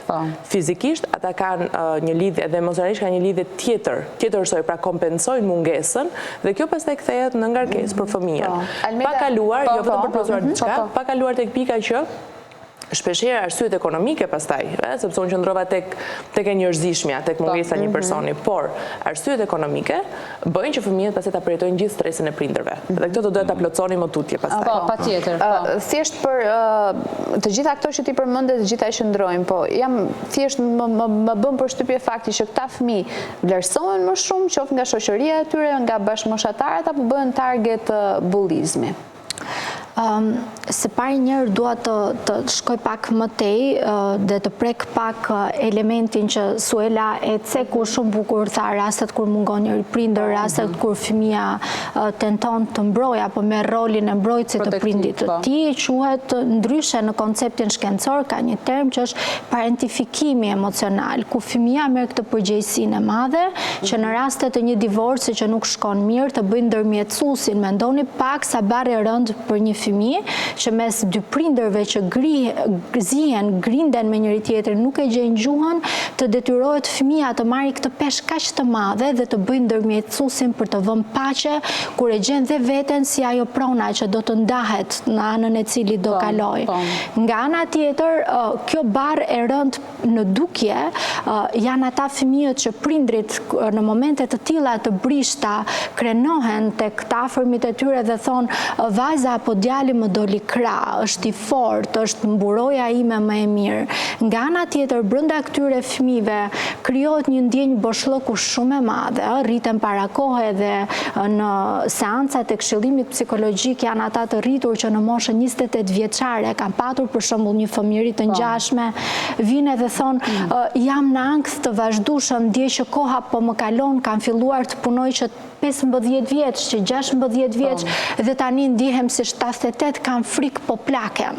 Po plakem sepse i kanë bërë skip, kanë shmangur një fazë shumë të rëndësishme të jetës tyre, që është fëmijëria dhe fëmijëria, nga aspekti psikologjik, emocional dhe social, është një fazë shumë e rëndësishme ku fëmia nxitet të gabojë, ka gjithë mbështetjen dhe ngrohtësinë emocionale aty, që përmes gabimeve të mësoj, të gjendet i mbështetur dhe të reflektoj një sjellje më të mirë. Fëmijët që nuk rriten në të tilla kushte familjare, unë shpeshherë përdor një metaforë dhe them, janë si ato lulet që ju ka takuar të rriten në hije, duken të forta kështu, nga larg rriten, megjithëse në kushte të papërshtatshme rriten, edhe pse duken të forta ju mungon dielli, ju mungon ngrohtësia, ju mungojnë ato ngjyra. Pra mund të jenë edhe më të brisht. Dhe në kontakte të afërta njerëzore ti ndjen pikërisht këtë brishtësinë që këta njerëz kanë dhe mbartin me vete këtë lloj dhimbje gjatë gjithë jetës tyre, sidomos nëse nuk kërkojnë ndihmë. Psikologjik, kur ndon më shumë një ngjarje e tillë, në një fëmijë që është në një person që është adoleshent edhe ka filluar të kuptojë më shumë, apo në një fëmijë që është më i vogël në moshë dhe mbase e mban të ndrydhur brenda vetes atë ndjesi? Duhet të kuptojmë që fëmijët, edhe pse janë shumë të vegjël dhe nuk janë adoleshentë që i kuptojnë situatat në mënyrën e tyre, fëmijët e vegjël arrin ta kuptojnë që ka diçka që nuk shkon shkon dhe ndryshe nga adoleshentët, fëmijët më të vegjël, nëse nuk ju sqarohen situatat brenda dinamikave familjare, mbartin ndjenja faj. Ndjen fajtor pse prindrit zihen, ndjen fajtor pse prindrit nuk janë bashk. Më keq akoma ndonjëherë ndjehen në faj, kanë atë peshën e barrën e fajit edhe kur një prind ka humbur jetën aksidentalisht, nëse nuk është punuar në nivel emocional me ta, ka një ndjenjë faj që e mbajnë gjatë gjithë kohës. Në adoleshencë nga ana tjetër, për shkak të ndryshimeve hormonale, për shkak se adoleshenti është duke kërkuar identitetin e tij, duke eksploruar për të njohur veten, për të përkitur një grupi të caktuar shoqëror. Presioni është i madh, ndonjëherë adoleshenti që gjendet në situata të tilla ndjen turp, ndonjëherë etiketohet për shkak të dinamikave familjare që nuk i ka zgjedhur ai apo ajo, nga bashkëmoshatarët dhe përjashtohet. Është një lloj dhimbje që i mbivendoset edhe krizës në vetvete që e ka çdo adoleshent, pavarësisht jeton në një mjedis të shëndetshëm familjar apo sfidues, i mbivendosen edhe këto sfida të tjera që tham për shkak të dinamikave. Po, por ndërkohë ka prindër, ka familje që zgjedhin që fëmijët e tyre, që në 12-13 vjeç, ti thonë që puno se shumë mirë do bëhesh më i fortë, rritesh më shumë. Dhe ka disa familje të tjera që kanë të nevojshme dhe të detyrueshme që të jenë të gjithë pjesëtarët e familjes në punë për shkaqe ekonomike. Ky është ndryshim pastaj shumë i thellë, sepse kur ti i thua një fëmijë puno se mirë është të fuqizohesh, por ndërkohë ti je mbështetës i fortë emocional edhe ekonomik për këtë fëmijë, pra ja thua në kushte preferenciale. Nuk ja thua në trysni dhe në anktin tënd. Është ndryshe kur gjithë familja ka stres, gjithë familja është e paqëndrueshme dhe e pasigurt dhe këtë gjë e transmeton tek fëmia i cili. Pra nuk kemi në përfundim në adoleshentë të dy të njëjtë. Nuk është një rezultat. Pra në rastin e parë kemi një adoleshent të fuqizuar, një adoleshent i cili dihet menaxhoj po themi marrëdhëniet e punës, por ndërkohë ka gjithmonë atë vatrën e ngrohtë në familje, ka gjithmonë prindër të qetë, aq sa, se tash i perfekt nuk është asnjëri, po themi ofrojnë një lloj sigurie dhe është ndryshe ai adoleshenti që do punoj për ndër bukën e gojës, do numëroj lekët në fund fare sepse e di që paqëndrueshmëria në familjen e tij është në atë pikë që mund të jetë moment krize në çfarëdo lloj gjëje që. Dhe këtu pastaj flasim për atë aspektin ekonomik edhe për aspektin ekonomik absolutisht të gjitha kushtet që i krijohen që fëmijët me kalimin e moshës patjetër marrin përgjegjësi dhe kuptojnë më tepër. Absolutisht nëse ne flasim për vështirësi dhe siç e tha edhe Almeida, ky prindërimi, pra marrja e rolit të prindit që herët. Shiko, fëmijët fillojnë ta bëjnë natyrshëm nga mosha e adoleshencës. Edhe nëse i kanë gjërat perfekt, kanë dëshirë të vendosen disi në një lloj pozicioni mbrojtës me njërin prind. Po këtu jemi në kushte normale. Ndërkohë nëse diçka ndodh në moshë pak më të hershme, fëmijët e kanë mungesën të mbartur dhe mund t'ju shpjegohet ose mund të asistohen disi më lehtë. Për mua e rëndësishme është gjithmonë që këto mungesa, dhe mungesat janë në të gjitha profilet, mungesa mund t'jetë edhe mungesa e komunikimit.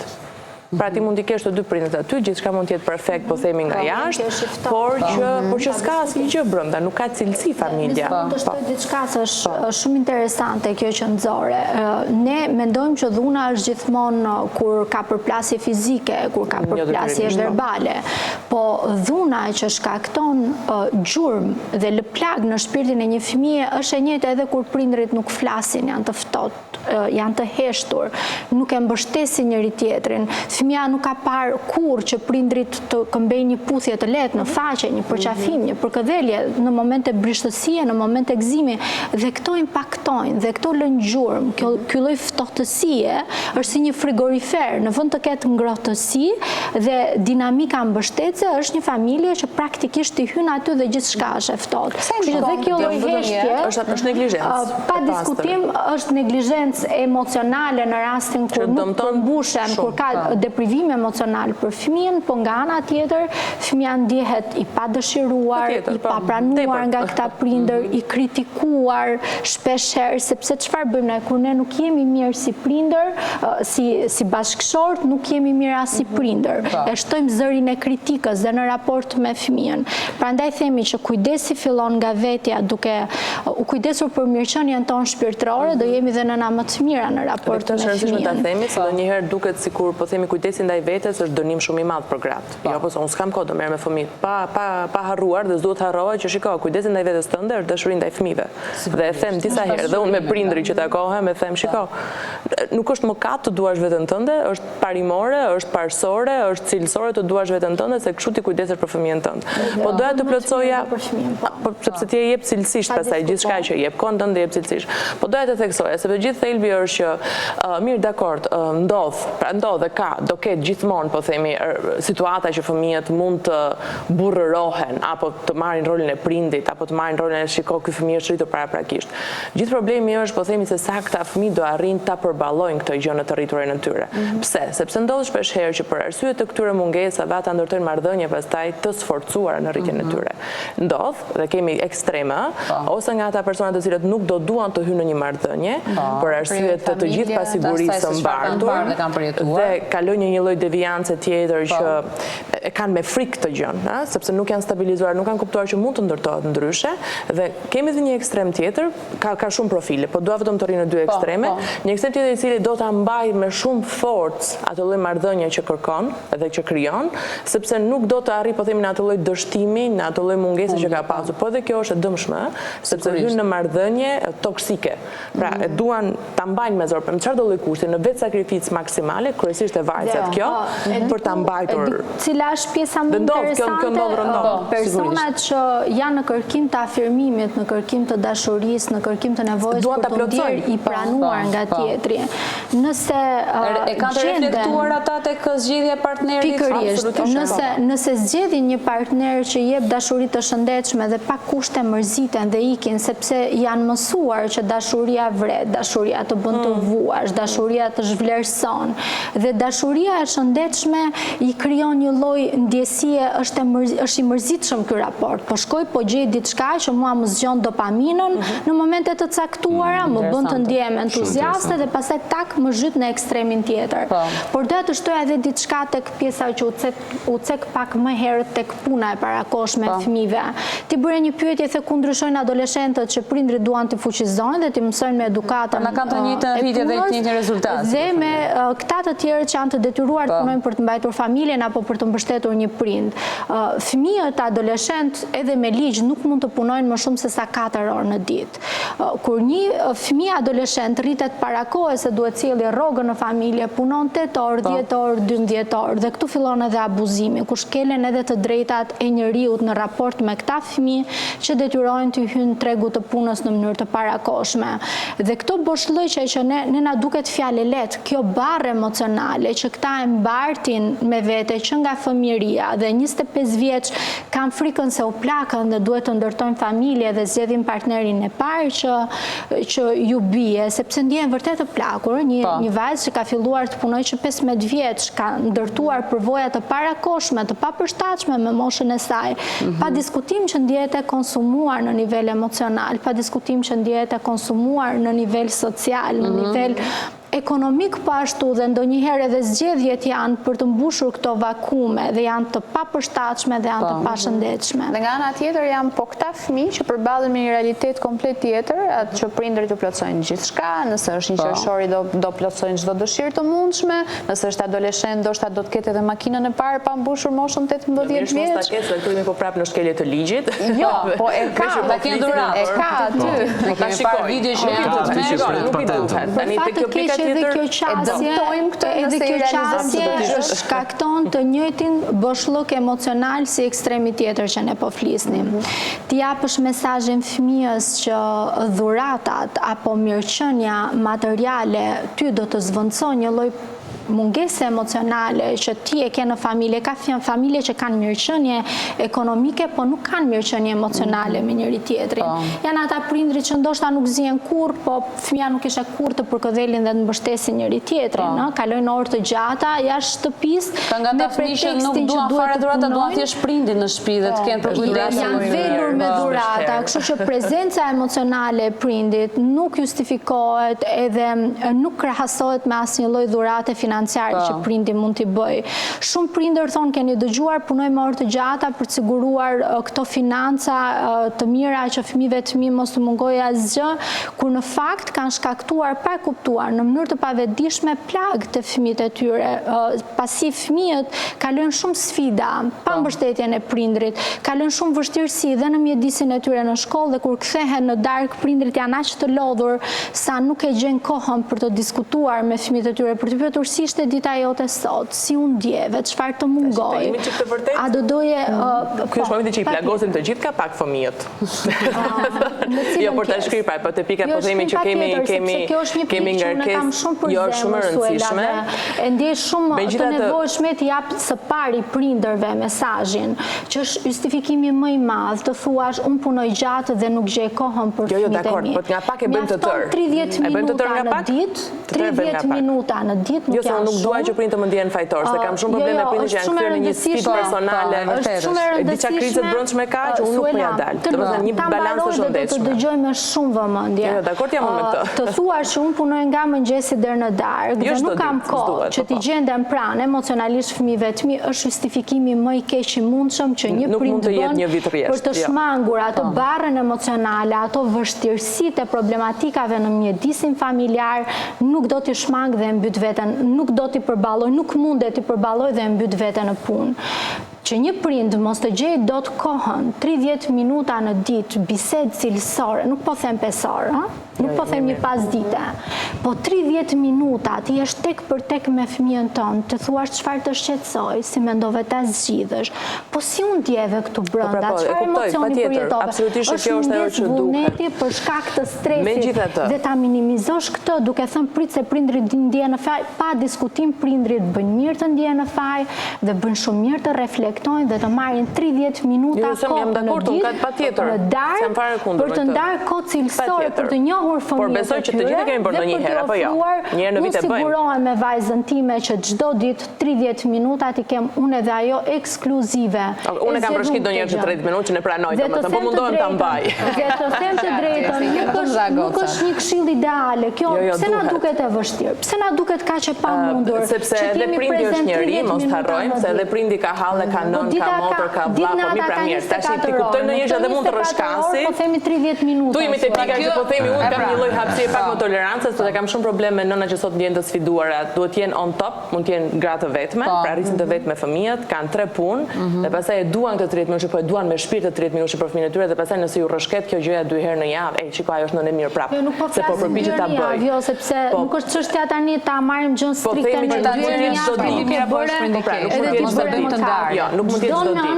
Çdo nën, duhet edhe çdo baba me vajzën edhe me djalin, pavarësisht nga gjinia, në mënyrë të balancuar, duhen të gjejnë kohë një 30 minutë në ditë për të ndarë ndjesi dhe përvoja emocionale.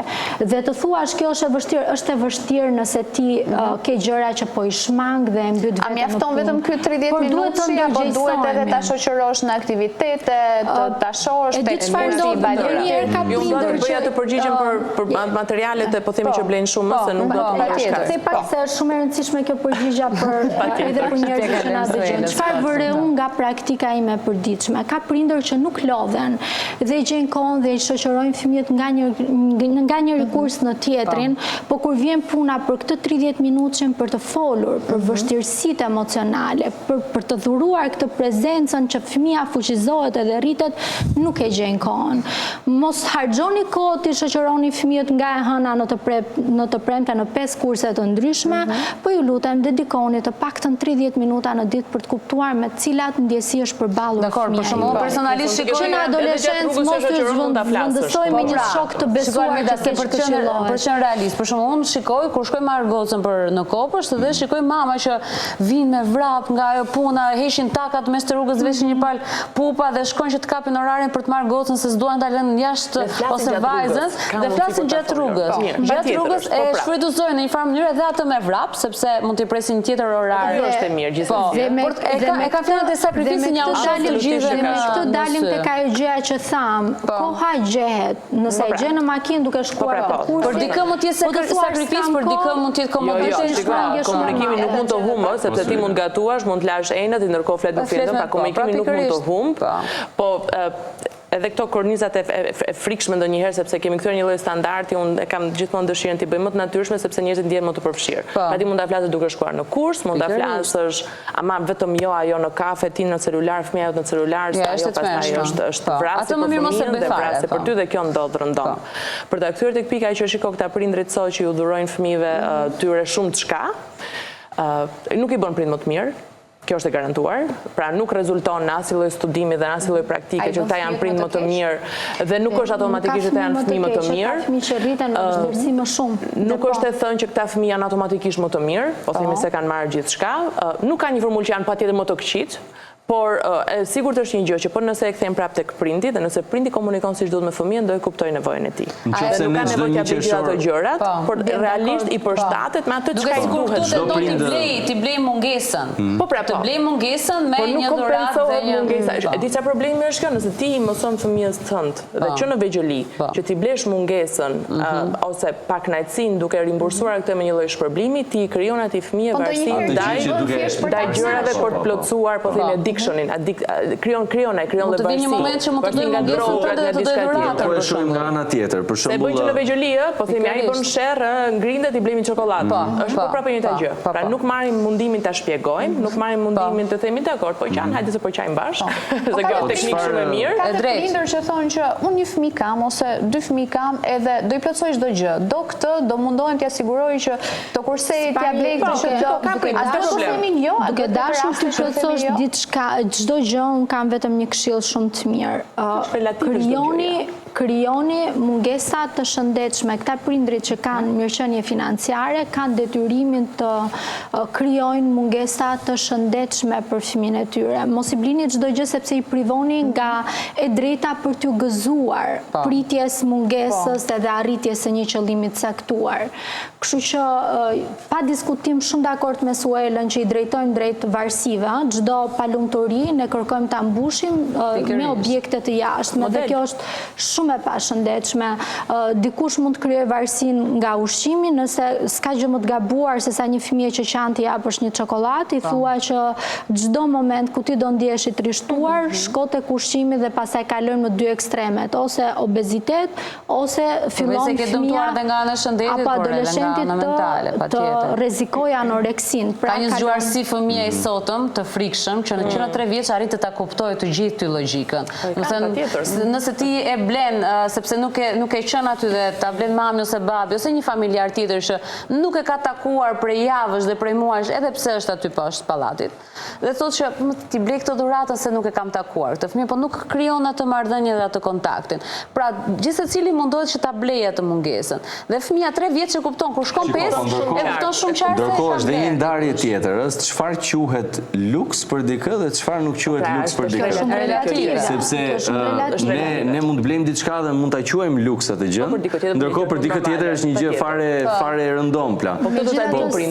Si mendon ti, Suela, një dhuratë perfekte për fëmijën për ta kujtuar në një qershor, çfarë mund të ishte? E di që do ishte ta flasësh me fëmijën tënd, çfarë do donte ai, prit, sepse dëshirat fillojnë dhe janë pa limit. Nëse unë pyet vajzën time sot, do fillon të dhe pastaj është analiza e dytë, çfarë të duhet.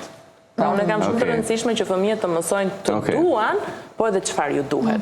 Sepse dëshirat janë pafund dhe është gjithmonë momenti që të paktën unë me bien time dhe këtu e kthejmë te praktika, pastaj e kthejmë tek ajo sa cilësisht e kemi komunikimin, është ti shpreh dëshirat e mia? Tu sfidon ata pastaj. Kur ti thua fëmijës tënd shumë bukur, çfarë do ti? Po edhe unë dua këtë. Dhe pastaj sepse tash janë pak më të rritura, por realisht e kanë bërë kur kanë qenë të vogla, pra kur ato kishin dëshira dua këtë, edhe unë dua, i thoja. E dua këtë dhe unë si t'ja bëjmë tani që të bëjmë një gjë të mesme, të shëndetshme. Kjo është një teknikë shumë e mirë që i çarmatos fëmijët nga po sa bashkëpunues bëhen. Dhe këto janë pastaj ato stilet praktike për t'i orientuar fëmijët ti tek ajo gjëja që tash do bëj të mesmen e art. Duam këto, edhe mami ka dëshira, edhe babi ka dëshira, edhe motra ka dëshira, u bën shumë tash në familje, po çfarë na duhet nga këto? Bëjmë një listë të shkurtër dhe pastaj bëjmë atë gjërat e mesme. Ju dëmtojnë shumë dhurata një pasi pa 10 minuta, 10 minuta. Të vazhdoja pak më tej përgjigjen e pyetjes që bëri Rej, shumë prindër shqetësohen, ata që nuk kanë mundësia, që janë prindër të vetëm që ne i prekëm, për një qershor nuk kanë mundësi për t'ju blerë dhurata fëmijëve. Jo çdo dhuratë ka nevojë që të ketë një shpenzim financiar nga pas. Janë dhuratat e paçmuara, ato që ndajmë kohë së bashku, një shëtitje në park, një nën që për shkak se duhet të sigurojë të ardhurat për gjithë familjen dhe është nënë e vetme, e ka shumë vështirë të gjej kohën për shembull për të ndarë me fëmijët. Dhurata mund të ishte prezenca në këtë rast, ku ulen, shohin fotografinë, ndajnë kultime, bëjnë lojra me fëmijën e tyre, një shëtitje në park që nuk kushton një piknik që nuk ka këndilorave që nuk disa flasim për të vegjëlit që po të ulesh të pikturosh së bashku, provo të më pikturosh edhe si u ndjeve, çfarë ndjesie të shkaktoi kjo gjëja. Ka shumë gjëra që ne mund t'i bëjmë me fëmijët tanë dhe t'i bëjmë të lumtur për një qershorin pa që nevoja që të shpenzojmë. Ashtu sikurse mund të shpenzojmë shumë të mëdha parash dhe prap t'i bëjmë fëmijët të ndjehen bosh. Po ndërkohë fëmija ikën dhe kur bëjnë të hënën pas një qershorit, bëjnë analizën në klasë, çfarë dhuratash morën. Ndërkohë ai mund të dalë mbase një person i cili nuk e ka marrë atë dhuratën e duhur dhe e vjet në qendër të kritikës nga shokut ose shoqet e klasës. Dhe pastaj kthehet ndryshe monedha. E rëndësishme është që me një qershor, po jo vetëm, mirë është 365 ditë e vitit, po me një qershor të jetë një thirrje e madhe për shtetin, për institucionet, për prindrit, për mësuesit, për këdo në komunitet, kuptojnë që fëmijët janë aty, fëmijët shoqëri që i kemi, fëmijët janë e tashmja dhe ardhmja dhe fëmijët kanë nevojë të kenë vëmendjen e secilit prej nesh dhe duhet të jenë prioritet në më të mirën e mundshme që ne mund të bëjmë. Në perfekcion është pothuajse e pamundur, ama në më të mirën e mundshme që ne mund të bëjmë, sidomos paktën nga institucionet dhe ky është detyrim ligjor. Dhe në përmbushjen e drejtave të fëmijëve duhet të jetë përgjegjësi dhe parim kryesor për çdo nga ne. Tani, nëse një qershori është një thirrje brendshme dhe është bot kuptim dhe është stil jetese dhe bëhet e natyrshme për të pasur një reagim për fëmijët, edhe fëmia jon, kur shkon tek shkolla, pastaj e ka përgjigjen gati, sepse e kupton që një qershori ishte mbi këtë gjë dhe mbi palët edhe për të mirën e përgjithshme të gjës. Po kjo do të thotë të punosh me fëmijën nga ana e karakterit të fëmijës. Fëmia nuk rritet në moshën 12 vjeçare, fëmia rritet që kur ti e ke bërë në plan, që do sjellësh në jetë fëmijë. Që në atë moment ti fillon dhe mendon se si do e rrisësh dhe edukosh këtë fëmijë. Në moshën 12 vjeçare nuk është shumë vonë pastaj për të drejtuar. Dhe nga ana tjetër fëmia mund të ballafaqohet gjithmonë do ketë në jetë, persona që kanë një palë këpucë më të bukura, do ketë një palë syze më të shtrenjta. Ja ku është momenti që do ballafaqohet me doza të vogla dhe është okay. Apo është e rëndësishme që edhe kur të kthehet në shtëpi datën 2 qershor ta flasësh. Të këshim bërë të tjerët. Edhe të fillojmë të përshojmë dhe këto pjesë të tjera pastaj. E drejtë, shumë kënaqësi që e bëm këtë bisedë, ishte shumë e bukur vërtet, por do një tjetër mesazh për një qershorin, Suela, faleminderit, kënaqësi gjithmonë Suela, ti Almida, sepse ngatroj gjithmonë. Almida, kënaqësi dhe në fakt këto mendimet dhe opinionet e tua, me sa duket ka njerëz që i përshafojnë sepse i shohin shumë afër vetes. Faleminderit. Faleminderit juve që kështu orientojnë fëmijët, jeni aty për fëmijët, është më e rëndësishme ti dhuroni dashurinë, e tjerët që edhe kush ta ble dhurata thuaj. Po, ne tjerë që kemi fëmijë do i bëjmë dhurata atyre që s'kan. Mos e humbi fëmijën brenda jush asnjëherë. Po, kjo është shumë do ishte vrastare. Çfarë do lloj moshe mos e humbi fëmijën brenda jush asnjëherë. Kështu që të dielën edhe ne për drek. Ore, ne kemi pesë familjare. Reklama kemi pastaj.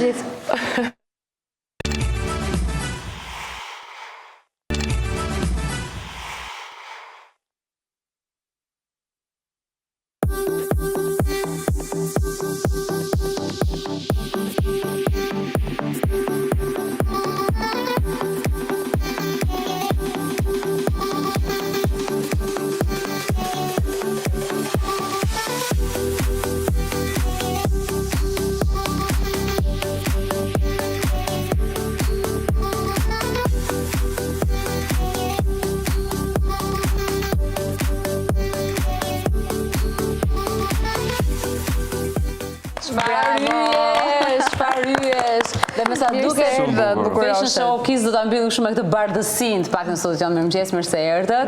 Do prezantojmë edhe direkt me vajzat, mirëmëngjes Livia, do të prezantojmë ty si prezantuese në këtij eventi.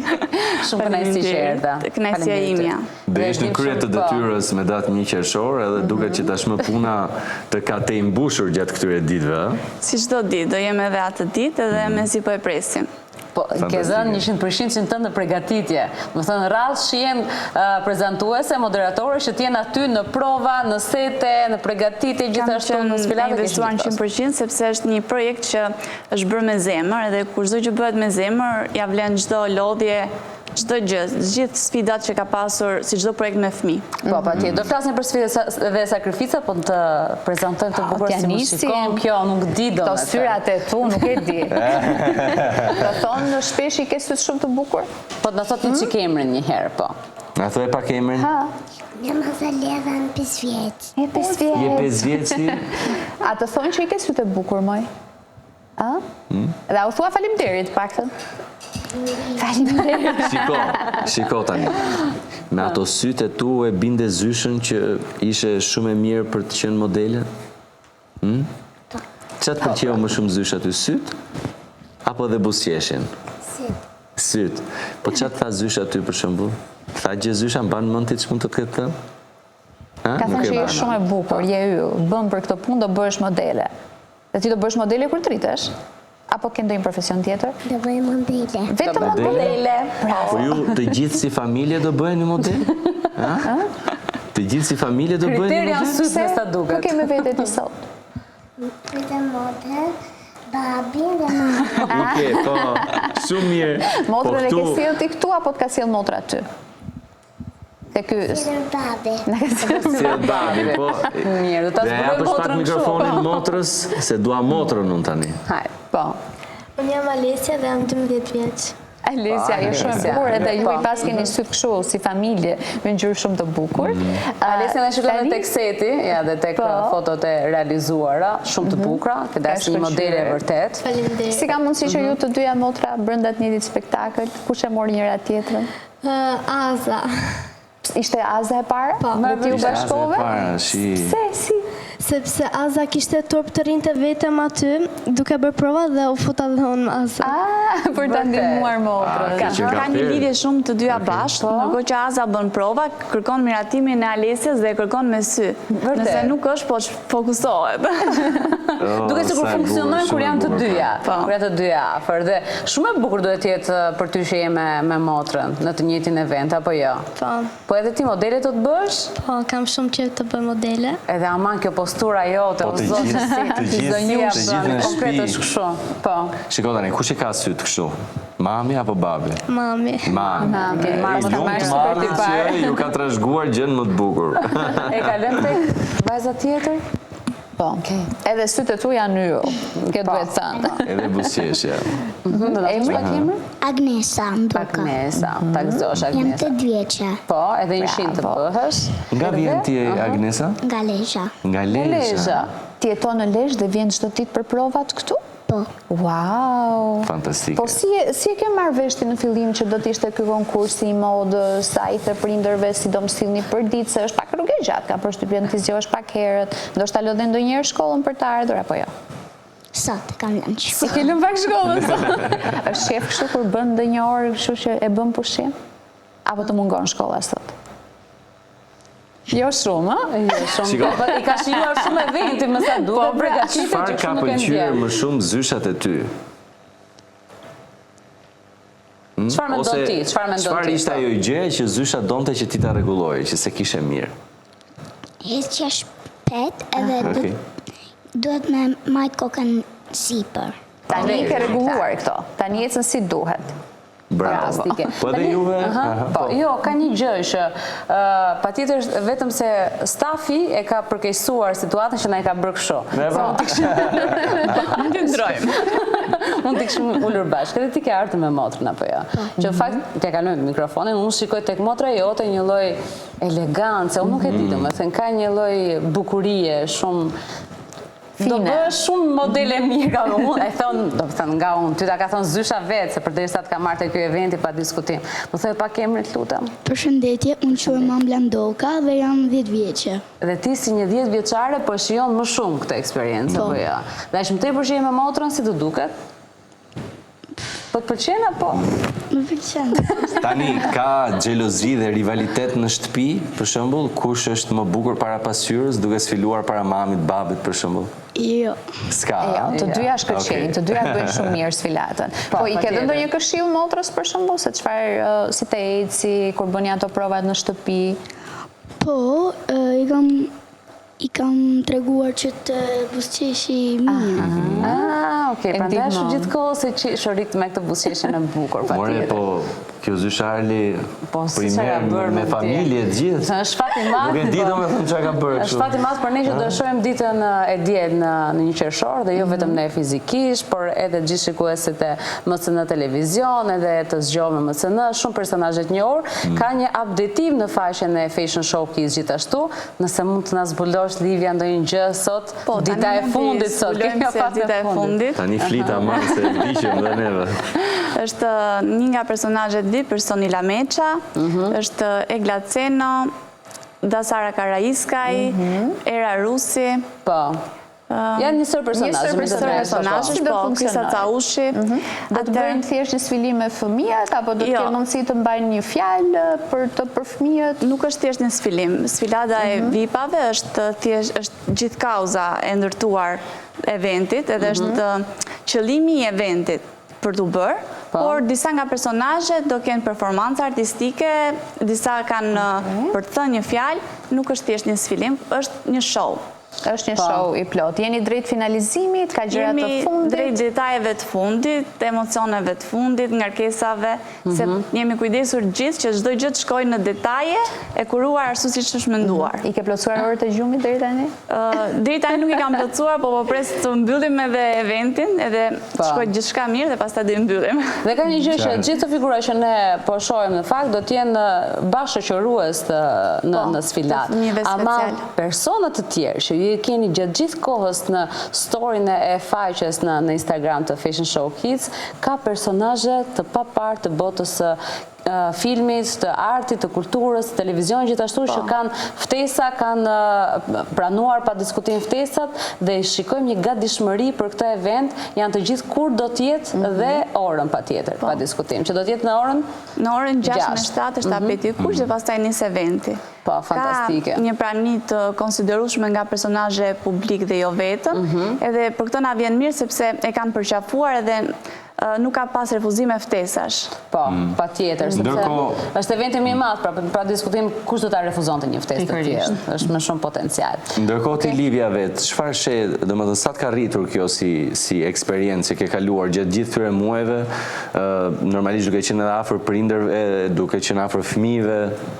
Ajo që ka marrë nga kjo eksperiencë është që më ka motivuar shumë, më ka kujtuar që pse dua këtë punën, edhe ka sjellë shumë dashuri, që është më rëndësishmja, shumë energji pozitive, edhe gjithë lodhja, gjithë gjëja, është finalizuar në fund me kur shoh emocionet e fëmijëve, angazhimi i prindërve dhe gjithë bashkëpunëtorëve që na kanë mbështetur, e justifikon çdo lloj gjëje.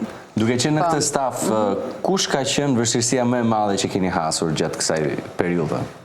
Ka pasur sfidat shumëta si çdo spektakël fëmijësh.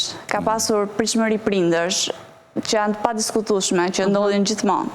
Ka pasur hatërmbetje mes fëmijëve, sfida shumë të ndryshme, sfida nga bashkëpunëtor, nga njerëz që ndoshta kemi kërkuar diçka, por që tani jemi drejt finalizimit gjithë që kemi punuar shumë edhe gjithë emocionet edhe çdo gjë është kthyer në forcë. Duk sikur nisi si një ëndër e madhe.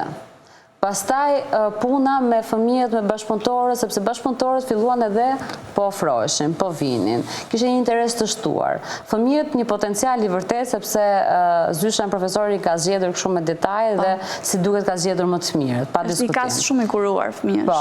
Dhe tashmë bëhet realitet, orët po ikin, Livia thotë unë kam zgjuar nuk di se sa në këtë në kaq përgatitje dhe emocioni ma do t'jetit në diel apo jo? Po, absolutisht, për gjithë neve, po. E rëndësishme është që jemi gjithë bashkë me këto emocionet, jemi në një anije dhe kur zemra të rajnë gjithë bashkë, emocionet këthen forcë. Shumë e bukur kjo. Dhe fëmijët do t'jenë totalisht të kuruar në imazhin e tyre, në veshjet e tyre, pa diskutim. Do jenë të kuruar. Edhe më rëndësishme është që edhe fëmijët special kanë edhe ato emocionet edhe ethet e spektaklit. Ato gjithashtu do jenë të kuruar nga Frida Joy NJ. Edhe fëmijët e kastit absolutisht ka një staf i madh që është i përkushtuar dhe i dedikuar atë ditë enkas për këto, se këto janë vipat tonë. Vajzat i kanë mbaruar provat e fustaneve, çdo gjë? I kanë mbaruar, por neve deri në ditën e fundit kemi ato detajet e provave tona. Keni një provë të fundit generale bashkë me fëmijët? Po, kemi një provë generale në datën 31. Po, që do t'jetë një ditë para. Dhe kam përshtypjen një vajza me zi po e prisni, ja? Nesër gati, për provën generale, Deni dhe ajo skena e madhe, do jetë ndryshe.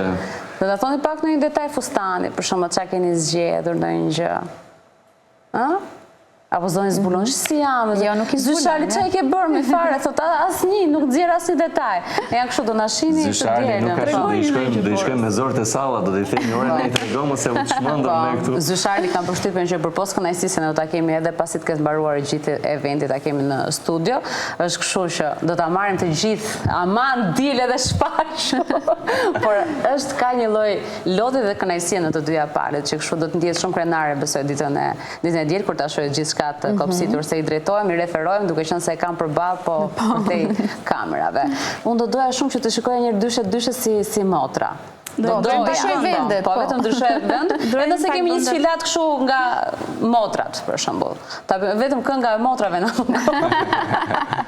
Do të kemi kështu të nga bëni një pasaret? Vetëm motrat? Po, vetëm motrat me ndova. Okej, dalim kështu dyshe. Hajde, ja nisim të parat. Për ta mbyllur kështu bukur. Okej, çati. Dorë për dorë, bravo. Regjia, nëse kemi muzikën edhe një herë, ju lutem. Edhe gocat e tjera bëhen gati. Bëhen gati edhe ju pas tyre. Ta bëjmë kështu ndryshe, na fal Zysha që të bëshëm rendin, po. Ta provojmë njërë të shikojmë. Ti shojmë kështu, që bëjmë atë Okej, jemi gati, nëse kemi regjia. Muzikën.